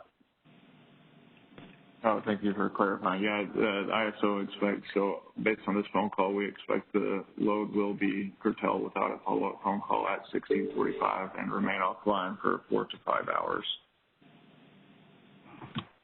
Okay, and then will you let us know if we can bring that load back at any time prior to that timeline? Yeah, so just talking through this, since it's for practice, since we have so much going on during this, the best thing would be to watch the messages, the AWE alerts and the email messages. And, if it seems like, hey, it seems like they're returning the system normal, then call us, because, we have a lot of notifications to make. And so, there's a chance that these calls don't get made quite as soon as we would like. So if it seems like, based on time of day or temperatures or the notices, that, hey, it's been a few hours, I wonder if we can restore this load, then give us a call. But of course we try to make those calls to button it up, but you might be able to restore it a little bit sooner. Understood. Thank you. No problem.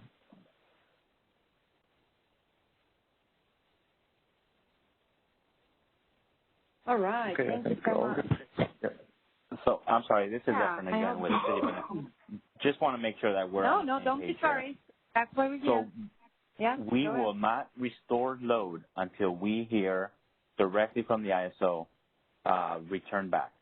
So, based on Sean's question, if we're available for 4.5 hours, if at hour ending 3 hours later, we see that the stage 2 has been taken back and now we're on stage 1, it's up to us to call the ISO and say, hey, do you still need these 12.5 megawatts?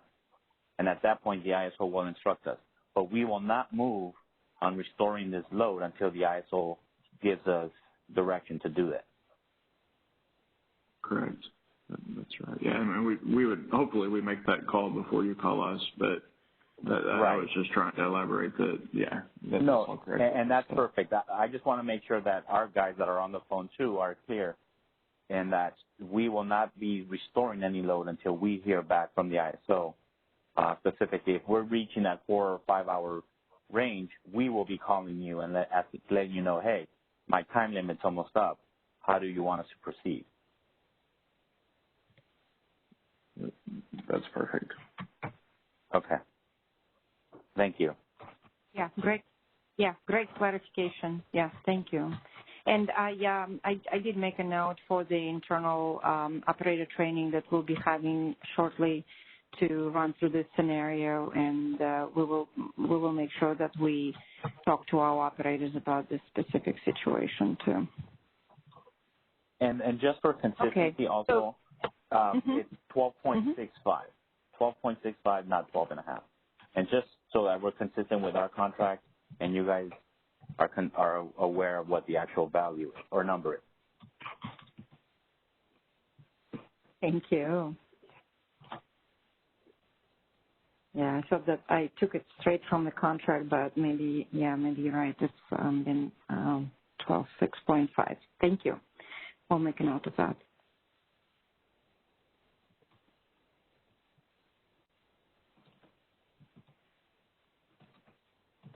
Okay. Do we want to run through a call with the PTOs for the Army affirm load that can be counted as a contingency? We do have the PG&E and Edison on the call. Yes. You guys okay? I'm sorry. Before we move on, can I ask one more question regarding this interruptible load? At this stage, will you be giving us the full load to be shed or a portion of it? Because I know we spoke about this in the past, and regarding how much we could come up on. I mean, obviously the 12.65 is the cap, but we did talk about maybe doing a portion at a time. Is that still on the table, or are we to? I'm sorry. If we were if we had to do it per capacity emergency at a stage 2, most likely it would be the full amount. Because we're anticipating potential firm load shed, so we would be calling on all the interruptibles that we can get. So we would do that. Okay. So we'll proceed as shedding the full load. Okay. Thank you. No problem. Thanks.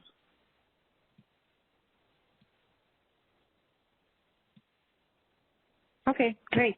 Good clarification question. And it is not the firm load; it's an interruptible load, right? Per the agreement we have. So that's a difference as well to consider here. All right. So if you guys okay, let's run through the conversation that would be happening between Cal ISO and Edison and PG&E for Army firm load that could be counted as contingency reserves. If you guys are okay, PG&E and Edison, Shane will start the conversation and one of you can participate if you're okay with that. So it will be a blast call, right, Shane?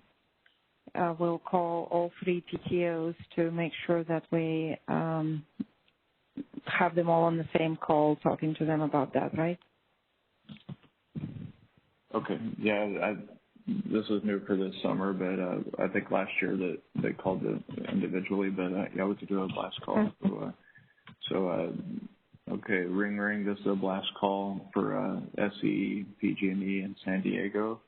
This is Shane Hugg at the Cal ISO Gen Desk. I'm sorry, Shift Manager.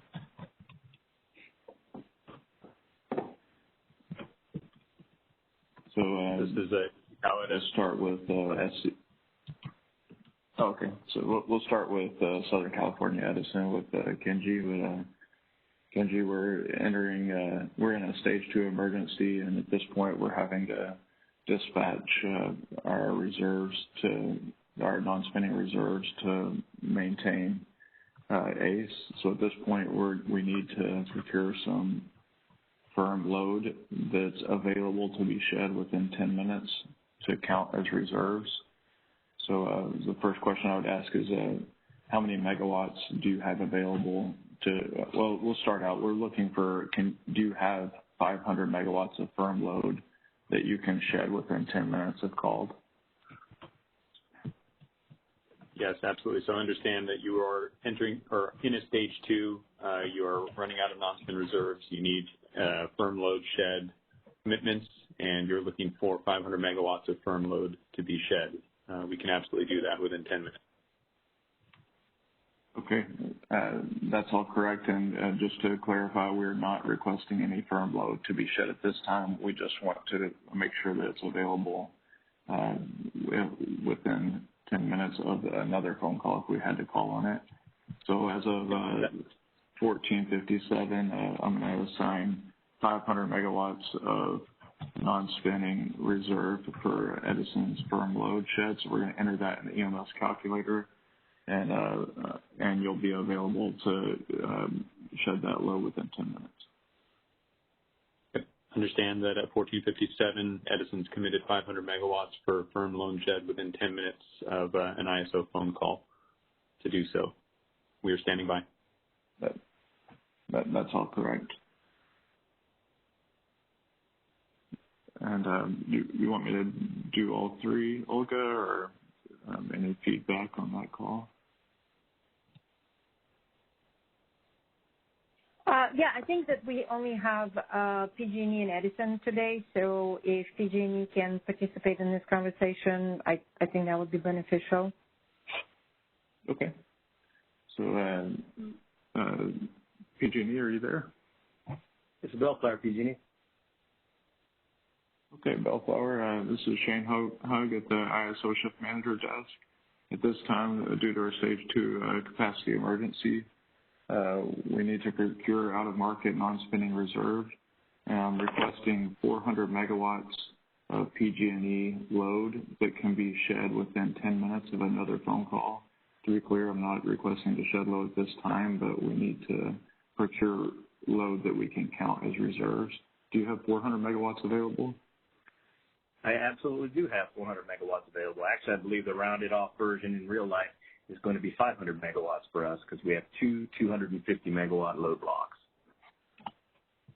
Just for conversation, okay, but I understand we're in a state 2 emergency and you're procuring additional spinning reserves, and you would like us to be prepared to shed 400 megawatts of firm load. To be clear, you're not asking for it now. We're just be prepared to shed 400 megawatts of firm load within 10 minutes of your following call. Is that correct? That's correct. And as of 14:59, I'm assigning that 400 megawatts in our EMS as an offset for non-spin. And if we need that dispatch, I'll call you as soon as possible. Understood, sir. I would log that as 14:59. That's all correct. Thank you. Thank you. Great. Thank you so much, you guys. I hope that was helpful and great, back and forth on what actually was requested. So thanks, Shane, and thank you, guys, for participating in this simulated conversation. Okay, I think at this, yeah, go ahead. Hey, Olga, I have a quick question for you. Are we considering that an operating instruction? Yes. Okay. Yeah, and also for your awareness now, under a CPUC subpoena, anytime we arm firm load, they want to know that we did that and how much by entity. So just so you're aware, you give your folks a heads up that it's a data request we've got to provide to the PC now. Oh, okay. Thanks, Tricia. All right, great question, Ray. All right. Okay. I think that would be all for the verbal communications at this stage. I mean, of course, in reality, the GEM desk and shift manager desk are going to be on the phone constantly and with so many more, but for the purposes of this exercise, I think we covered it pretty well, what kind of communications could happen and trying to help the system and, take some of the stress off the system. We, of course, going to be continuing requesting the emergency assistance, but I think a lot of marketing entities would be more willing to provide emergency assistance just because the stage 2 was declared and things like that. So all these efforts are going to continue to be taken to make sure we don't get to stage 3 where we are finally going to be talking about firm load shed. Any questions on the stage 2 and the slide and any communications that you guys will be anticipating? This is Anthony from City Pasadena. I do have a question. Okay, go ahead. Regarding the generation dispatch for non-spin, it says that both verbally and via ADS, the instructions will come. When would that differ? Why wouldn't ADS be the instructions? Or when would you do verbal as opposed to ADS, I guess is the question.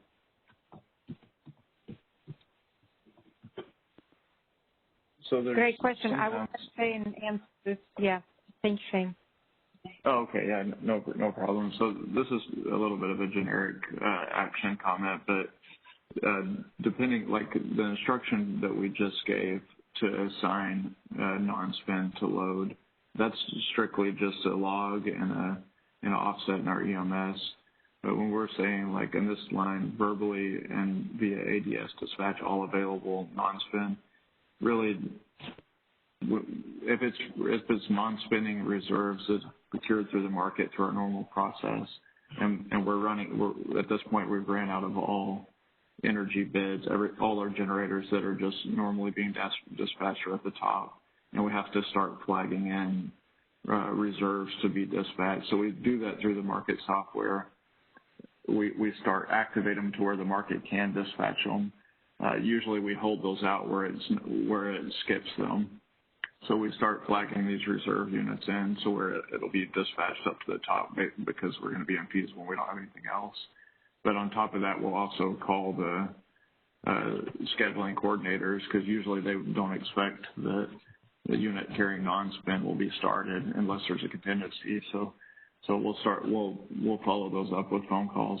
And then sometimes also we'll even do exceptional dispatches like, I don't want this unit to be moving around because we're trying to keep all the reserves we can while still meeting the energy obligations. So typically it will be through ADS, but there are some times where during emergencies that like an RMR unit where we might verbally assign non-spin to a unit that the market might not know about, where it's just an offset and a log. Hopefully that answered your question, but if not, I can. Yeah, it does, but it leads me to another question. It says here that you're going to be contacting a scheduling coordinator. If this is also generic, is it more specifically the 24-hour emergency contact on our contact list rather than SC, because our SC would be the wrong person? So we were instructed that emergency contact in that spreadsheet is the one they'll call, but it's noted here scheduling coordinator, and it's not the same person. So we do circles around this. I just want to make sure that you're going to call whatever that contact number is on the spreadsheet rather than my scheduling coordinator for this purpose in real time. Are you talking about for load or for a generator? Oh. It's not my SC. So we keep about this, and we brought it up to the ISO during these calls that were independent, yet we come here and do a run, and it says call the scheduling coordinator rather than the identified contact within the list. Well, if what we're talking about is the last row. Your line is now unmuted. On spin, that is the scheduling coordinator. This one's not about load. Your line is now muted. He answered the question that he brought up. He asked about both, but my answer is the same when you're talking about anything concerning my local plants, which would be spin, non-spin, reg up, reg down, start, don't start, or my load. It's going to be, again, my 24-hour real-time contact on your list, and that is not my scheduling coordinator. So I'm bringing this up because it's been a sore subject for moons, and we've gone through 3 or 4 independent phone calls with ISO staff, and yet we come back to the same thing. And at the end of the day, we'll get it solved. You're just not going to get the response you need as soon as you need it. Correct. So let me just clarify, because I know we have it on our action item list to send you the spreadsheet, and so we'll follow up on that. But hang on, let me just clarify. So what we're talking about on the last row there, just strictly about the generation and dispatching all available non-spin as needed as energy. That's the scheduling coordinator. But yeah, if there's anything related to load, we know that needs to be your 24/7 electric operations number. Okay, so we're going to get on that spreadsheet. Okay, but if you call my scheduling coordinator and you're asking them anything about my plants, about starting up, moving, give me more non-spin, I need more production, give me everything you got, you're calling the wrong person. So they don't control some of those plants. Okay. They do not. Any plant that you actually have the ability to control, because we have it bid in for energy, with the exception of something like IPP, my 5 internal units to the city are all controlled by my dispatch people that also control load, that also control our distribution system. They are the single point of contact. Okay. So that's for the out of basically for, yeah. And the ISO communicated that they did not have to distinguish between who, so we were given a choice of one entity. And most recently, they said we need another phone number for somebody for load shedding. And I said, again, same person, 24-hour real-time contact. So, right. So here's my question, I guess. On the spin, though, if for resources that are carrying non-spin, in order to be awarded that's through the market, which would have a scheduling coordinator associated with it. So I'm understanding now there are potentially resources that are outside of the market, not controlled by the scheduling coordinator, and that would all need to go through your 24/7 electric operations emergency number.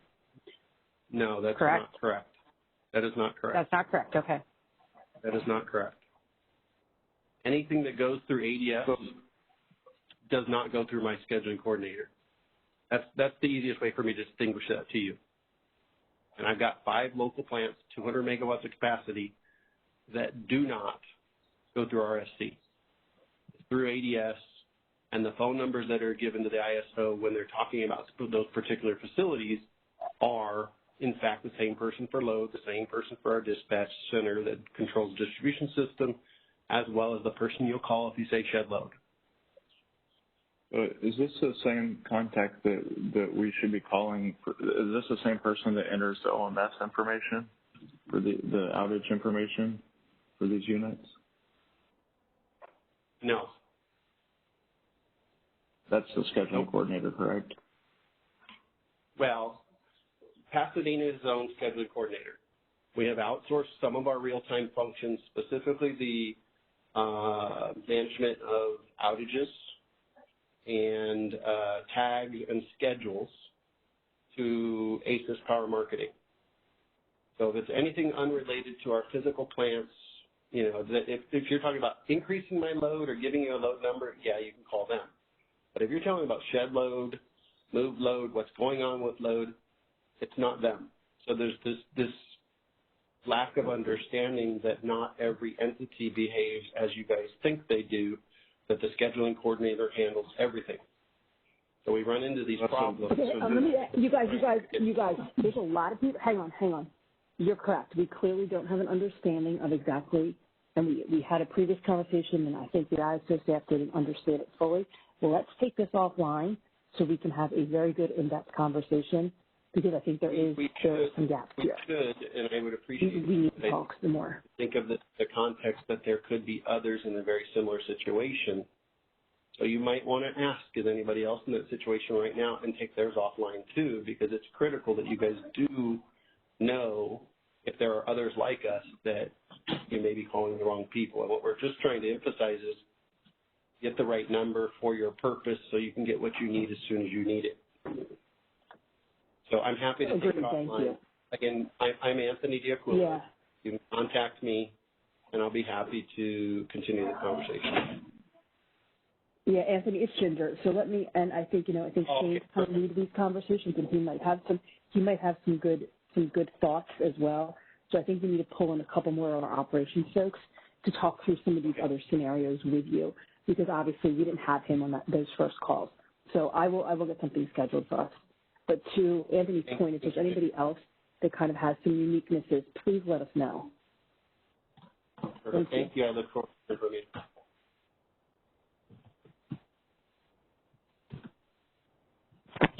All right, thank you.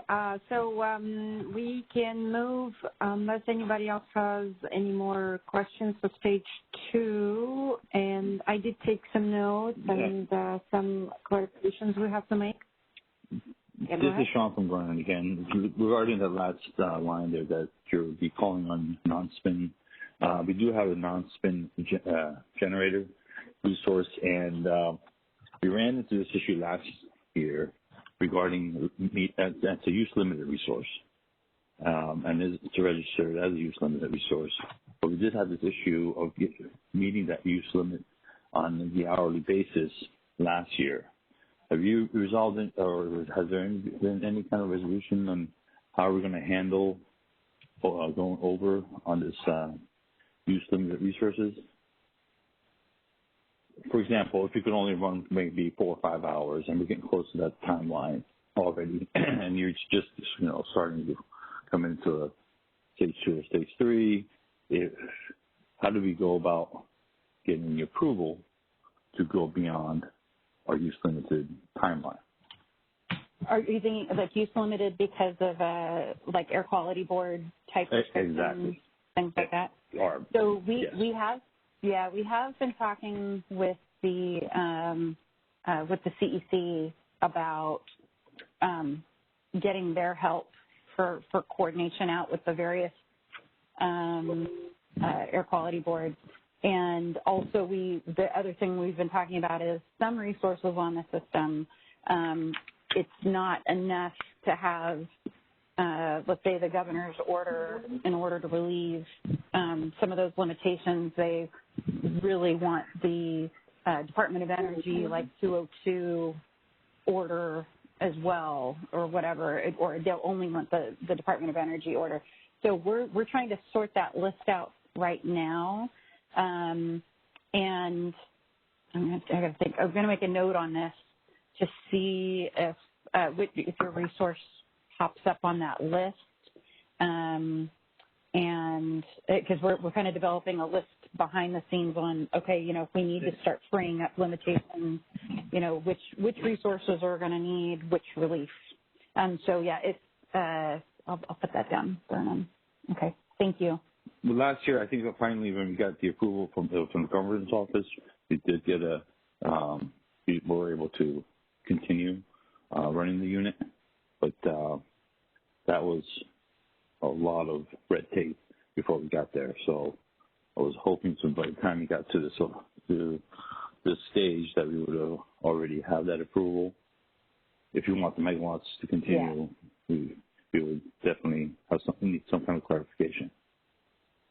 Yes, because that order didn't come through until Sunday, and Monday it got further clarified, but we did not have that order for Friday, Saturday last year. So, Correct. Okay, all right, good, thank you. Thank you.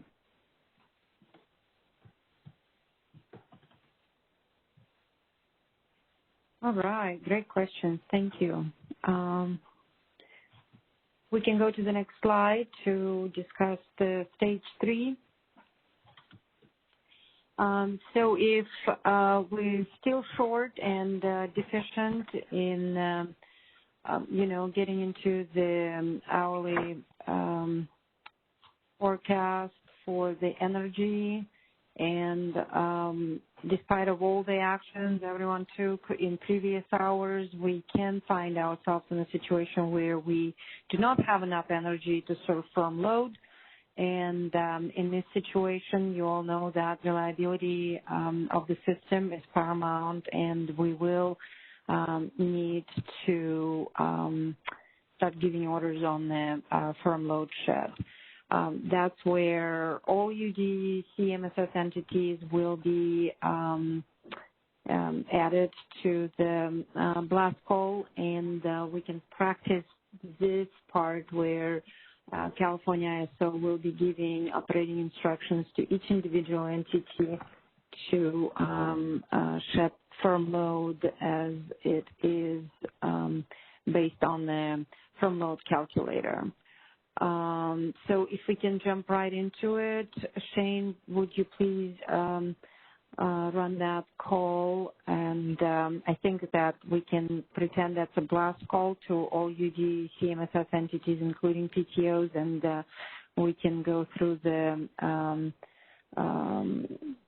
who's participating in the call, and then each entity will need to get a specific operating instruction and provide repeat back on that instruction.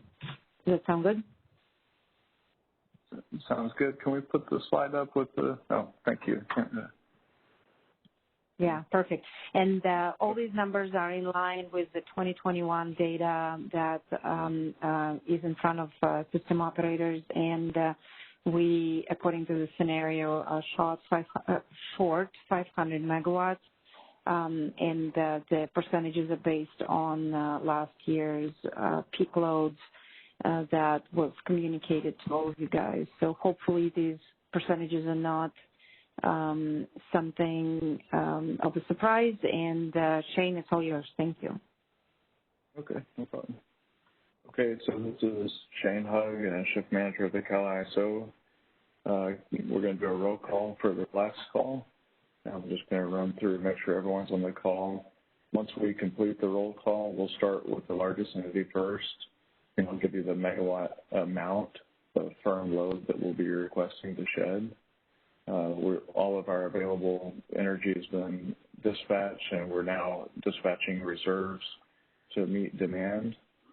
So this firm load is not the prearranged reserves that we arranged firm load for. This is a firm load shedding. So once we've given three-way communication, at that point, then you can drop off the call and shed the load without delay. Okay, so the roll call. Southern California Edison, are you on?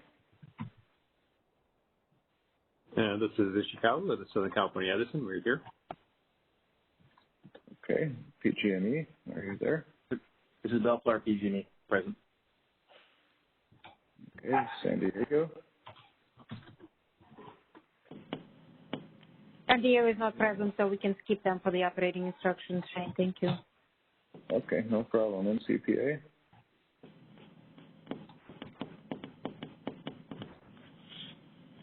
I think Dennis needed to drop off, so I don't think we have anybody else from NCPA, so we can skip them today as well.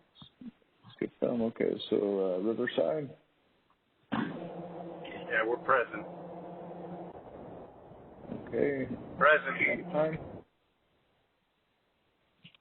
Okay. Pasadena?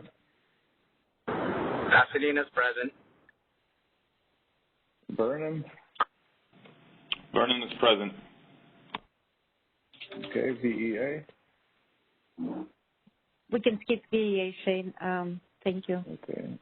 No problem. Who else do we have on? Let's see, we had Corona? Yes, Azusa. Yeah. We have Azusa and then, yeah. Azusa? Azusa's present. Okay. And Corona? Yeah, that's it, Shane. We don't have Corona, Benning, or Port Stockton. Okay, thank you. Okay, so it's going to go through the three-way communication for immediate firm load shed. And as I mentioned before, if you'd already had prearranged non-spinning load arranged for non-spin, this is not, we still need to keep that. So Southern California Edison, we'll be shedding 221 megawatts of load immediately. So give me a good repeat back. This is Ishikawa at Edison. Understand that you are requesting Edison to shed 221 megawatts of firm load immediately. That's correct. PG&E, ISO Shift Manager Huggs requesting you to shed 207 megawatts of firm load immediately. Understand, Mr. Hugg, you're issuing an operating instruction for Pacific Gas and Electric to shed 207.79 megawatts of firm load. Is that correct? That's correct. Make it so. Okay, Riverside, ISO Hugg is requesting you to shed 6.2 megawatts of firm load immediately. Yeah, this is Salvador, River City, Riverside. Understand, Hugg, you're requesting Was that 6.2 megawatts firm load shed requested at this time? Is that correct? That's correct. Thank you. Okay. Anaheim, this is Hug at the ISO shift manager desk requesting you to shed 5.85 megawatts of firm load immediately.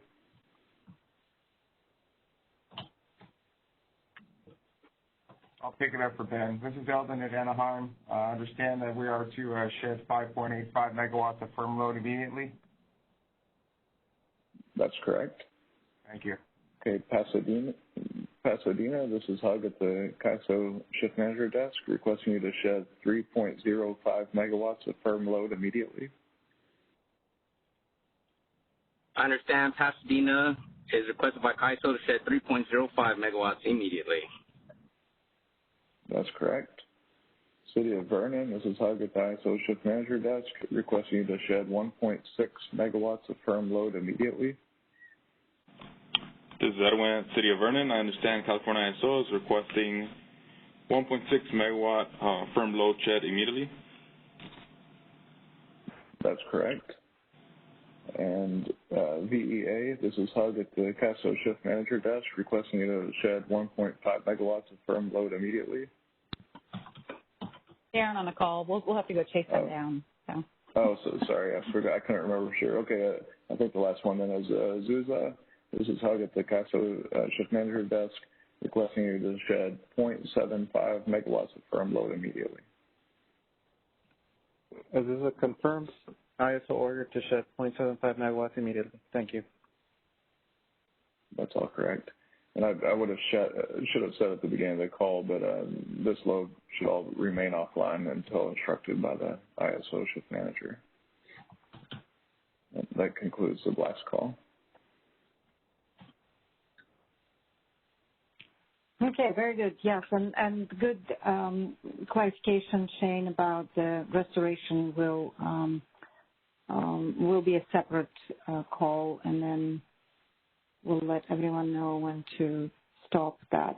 And of course, you know, if you guys have specific blocks assigned and you know that will continue for 2 or 3 hours, for example, then it is the responsibility of the entity to make sure that they take that into consideration and rotate the outages appropriately.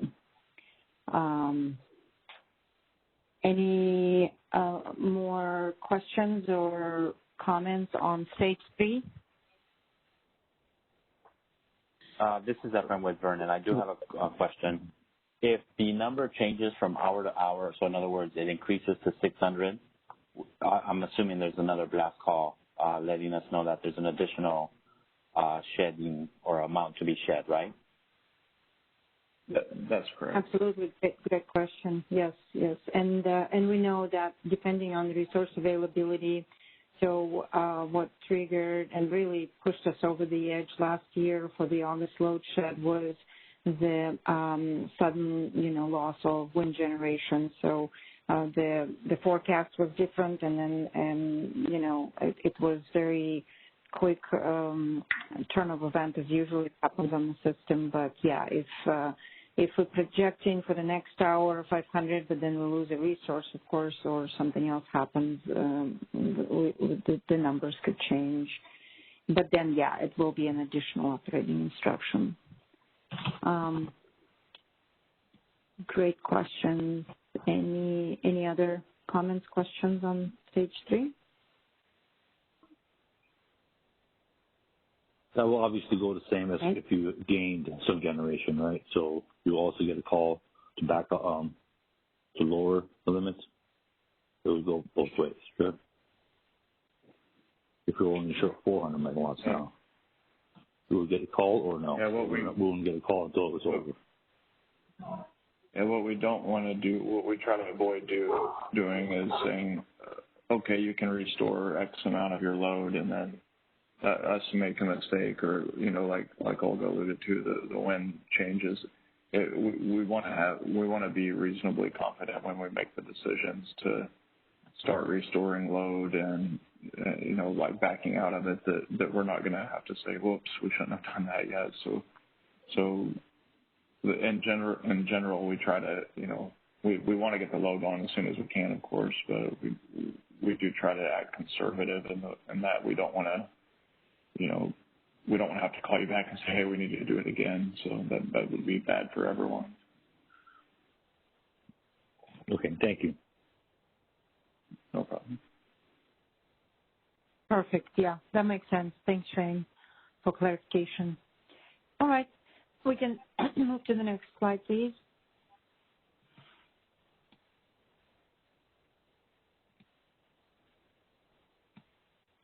So again, we can go through the kind of perfect picture scenario where we could de-escalate and go from stage 3 to stage 2 and, back down as we were coming into the stage 3.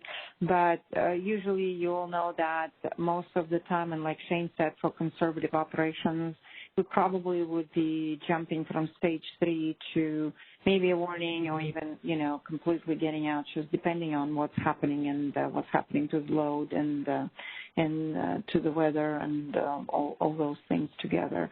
But if we would assume a perfect scenario of de-escalation and rolling into the normal operations, we would go from stage 3 to stage 2, and definitely the biggest trigger for that would be the surplus of energy and the absence of, deficiency on the system.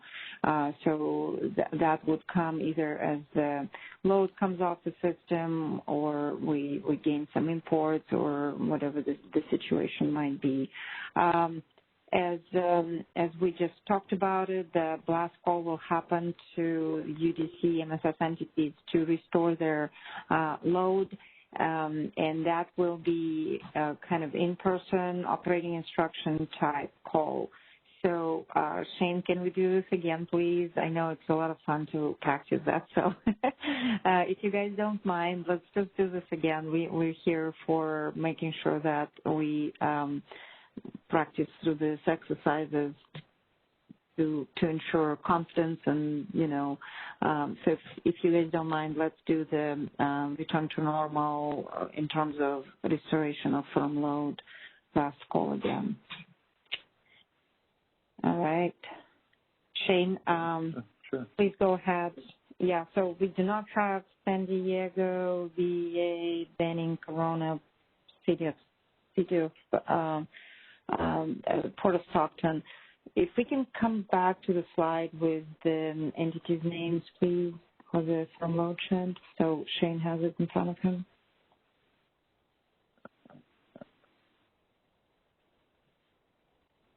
Thank you. This is Shane Hogg, shift manager at the CAISO, and we're now exiting a stage 3 emergency. At this point, we're ready to restore previously shed load. And so I'm going to run through a quick, actually on this case, since it's not an emergency, I'm just going to give the instructions to restore the load.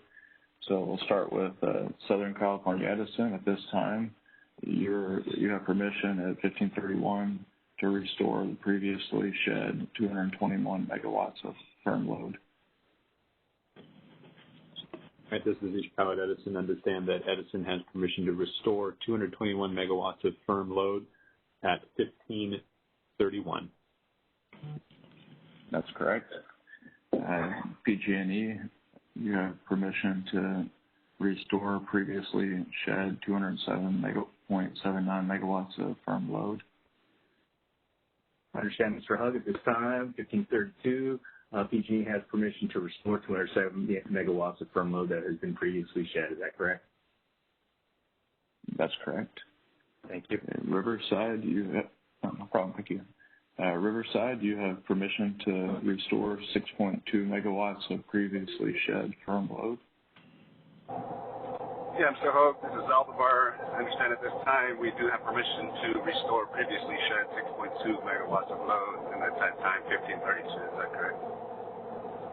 That's correct. Anaheim, you have permission to restore 5.85 megawatts of previously shed firm load. This is Ellen from Anaheim. I understood that at 1532 we have permission to restore our 5.85 megawatts of firm load shed. That's correct. Thank you. Pasadena, you have permission to restore 3.05 megawatts of previously shed firm load.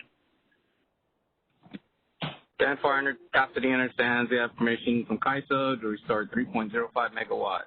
Time 1534. That's correct. City of Vernon, you have permission to restore 1.6 megawatts of previously shed firm load. I understand Vernon has permission to restore 1.6 megawatt of previously shed firm load. That's correct. And Azusa, you have permission to restore 0.75 megawatts of previously shed firm load. This is Ian with City of Azusa. We understand we had a permission from Power SO to restore 0.75 megawatt. Time is 1534. That's all correct. This concludes the blast call. I'll be calling back in a little bit for the entities that had non-spin assigned for reserves. Perfect. Thank you so much, everyone, for participating. That was fun and goes smoother every time. Practice makes it perfect. All right. If we can advance to the slide for the stage 3 to stage 2 de-escalation, I'd appreciate it. Thank you.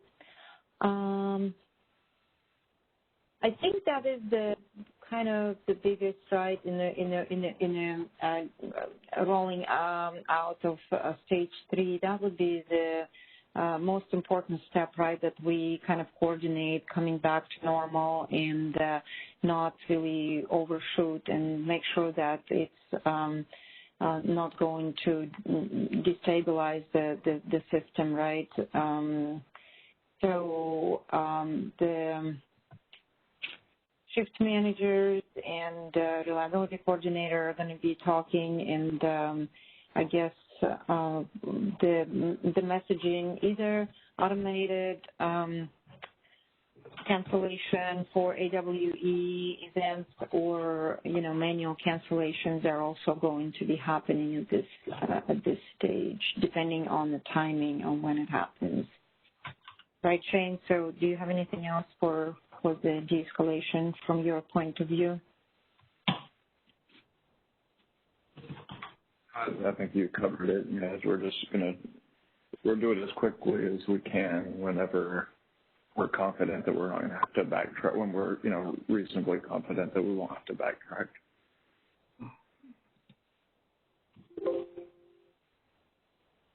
Yeah. Okay, great. So we can go to the next slide. This is Jesus Martinez, Riverside. I just have a question. Is the plan at some time in the future at one of these training sessions to actually do the blast call from that's going to be set up by the ISO? That way everybody, whatever's programmed, everybody can double check that the call is coming into the right area? Yes, we're going to do some coordinated testing with it, and we'll let you know when we're going to be doing that testing, and then that way you can confirm it's coming into the right place. Okay, thank you. Yeah, great question. Thank you. Okay, so this is Anthony. With his comment there,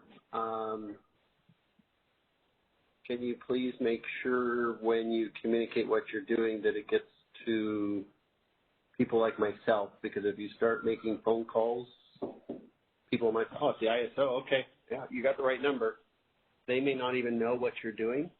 So we need to give a heads up to these people that will likely receive this phone call so that they know that, hey, you receive phone calls for this just because it's the ISO and your family friends doesn't necessarily mean it's correct. So we need to be able to give them a heads up that something's coming, and if they get it, it shouldn't be them, and they can redirect you.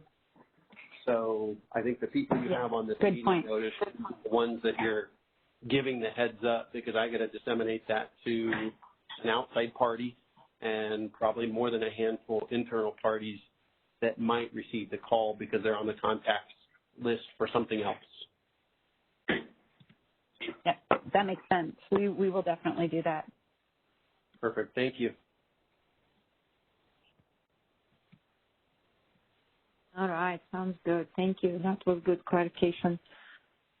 Okay. As you know, you can read through the actions that the CAISO is going to be taking for the rolling from stage 2 to a warning to actually return to normal.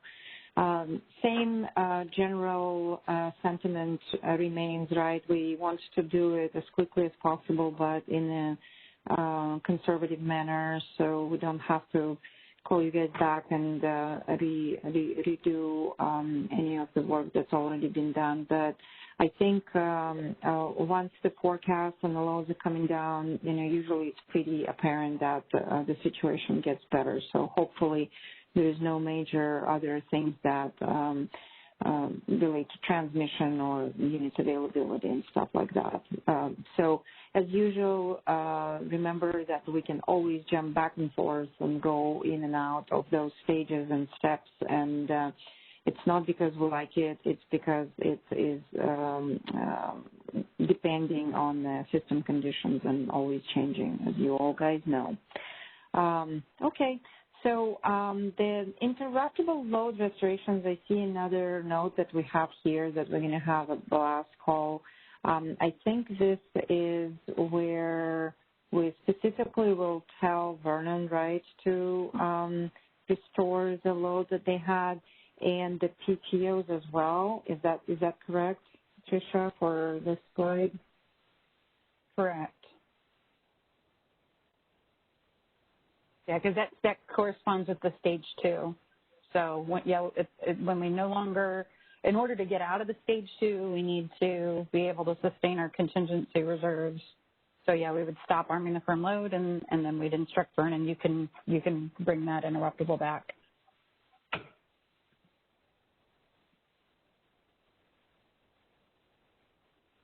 Okay, perfect.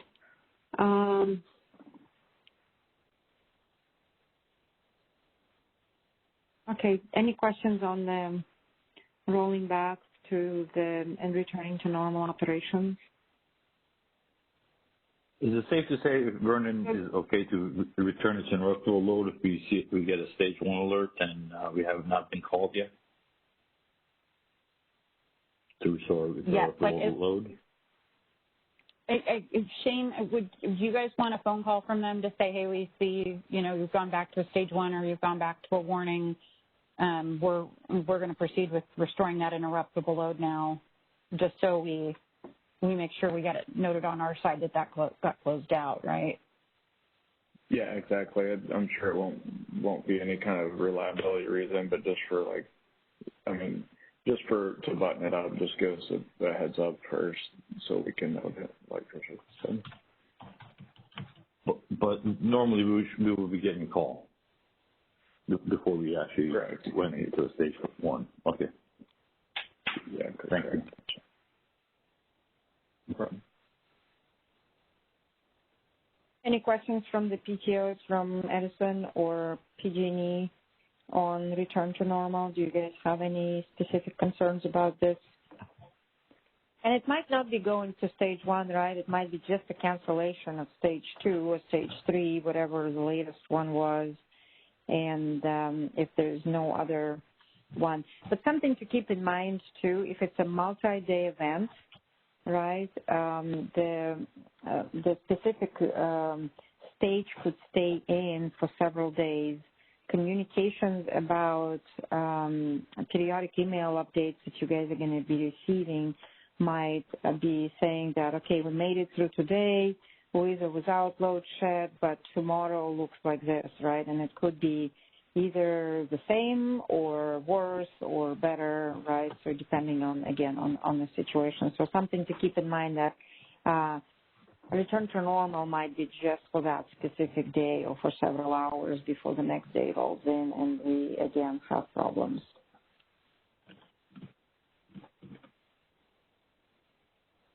I hope that makes sense.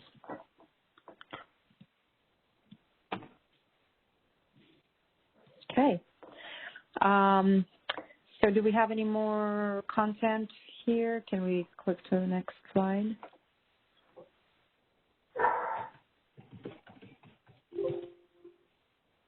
So I think since this is the first time we've run this session, it would be good to get some feedback because we're doing it again next week. So, and we'll have a little bit of tuning that we'll do based on kind of the feedback we've received all along.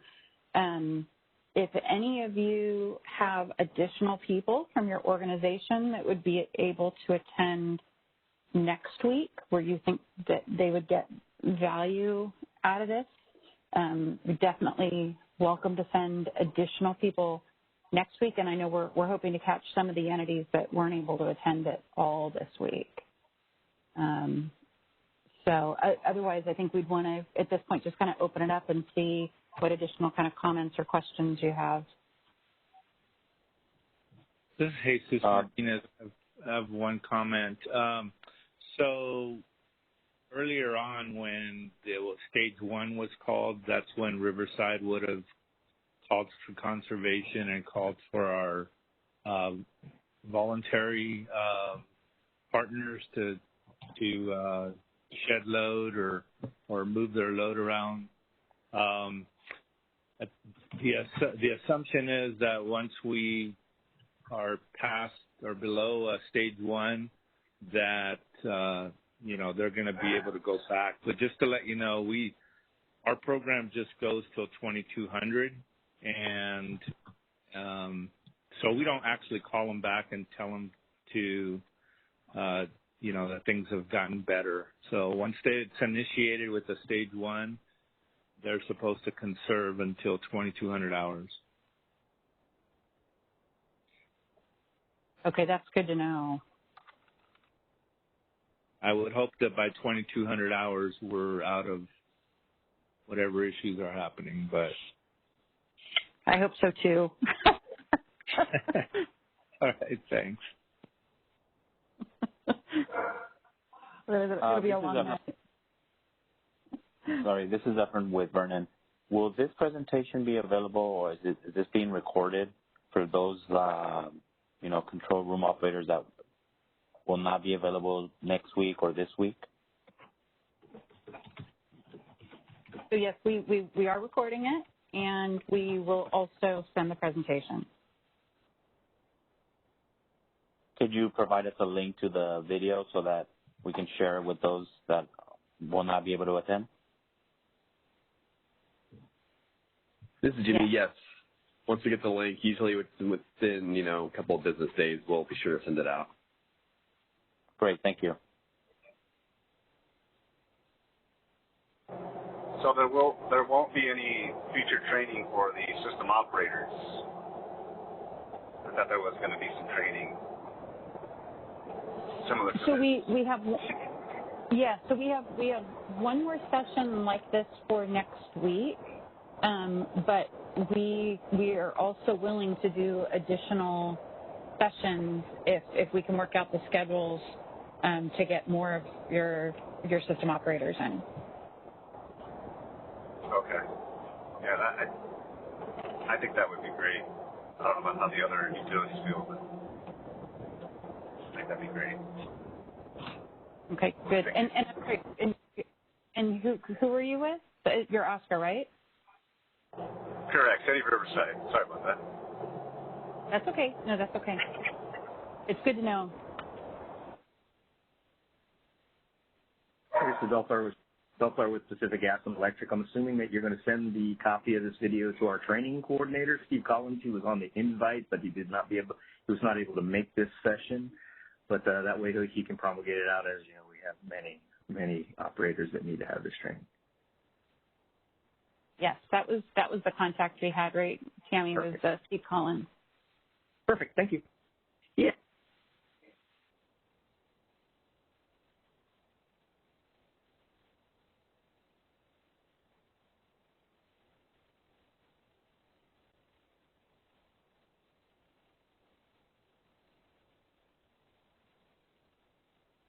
Any other questions?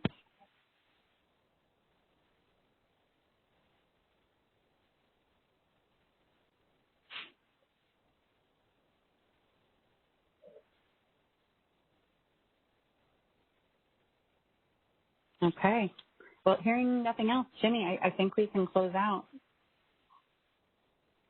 Yeah, thank you very much, Tricia, and really thank you so much, folks. This was fantastic for our end, and sounds like we were able to hopefully address all of your concerns, and hopefully this whole thing helped clarify everything. And as mentioned, we have the next session on the 27th from 9 to 12, so feel free to hop on that again if you want. But as we just talked about, we'll send the material out and look for the video link shortly. So thanks so much, folks, and we do have some time back. So with that, have a great rest of your afternoon.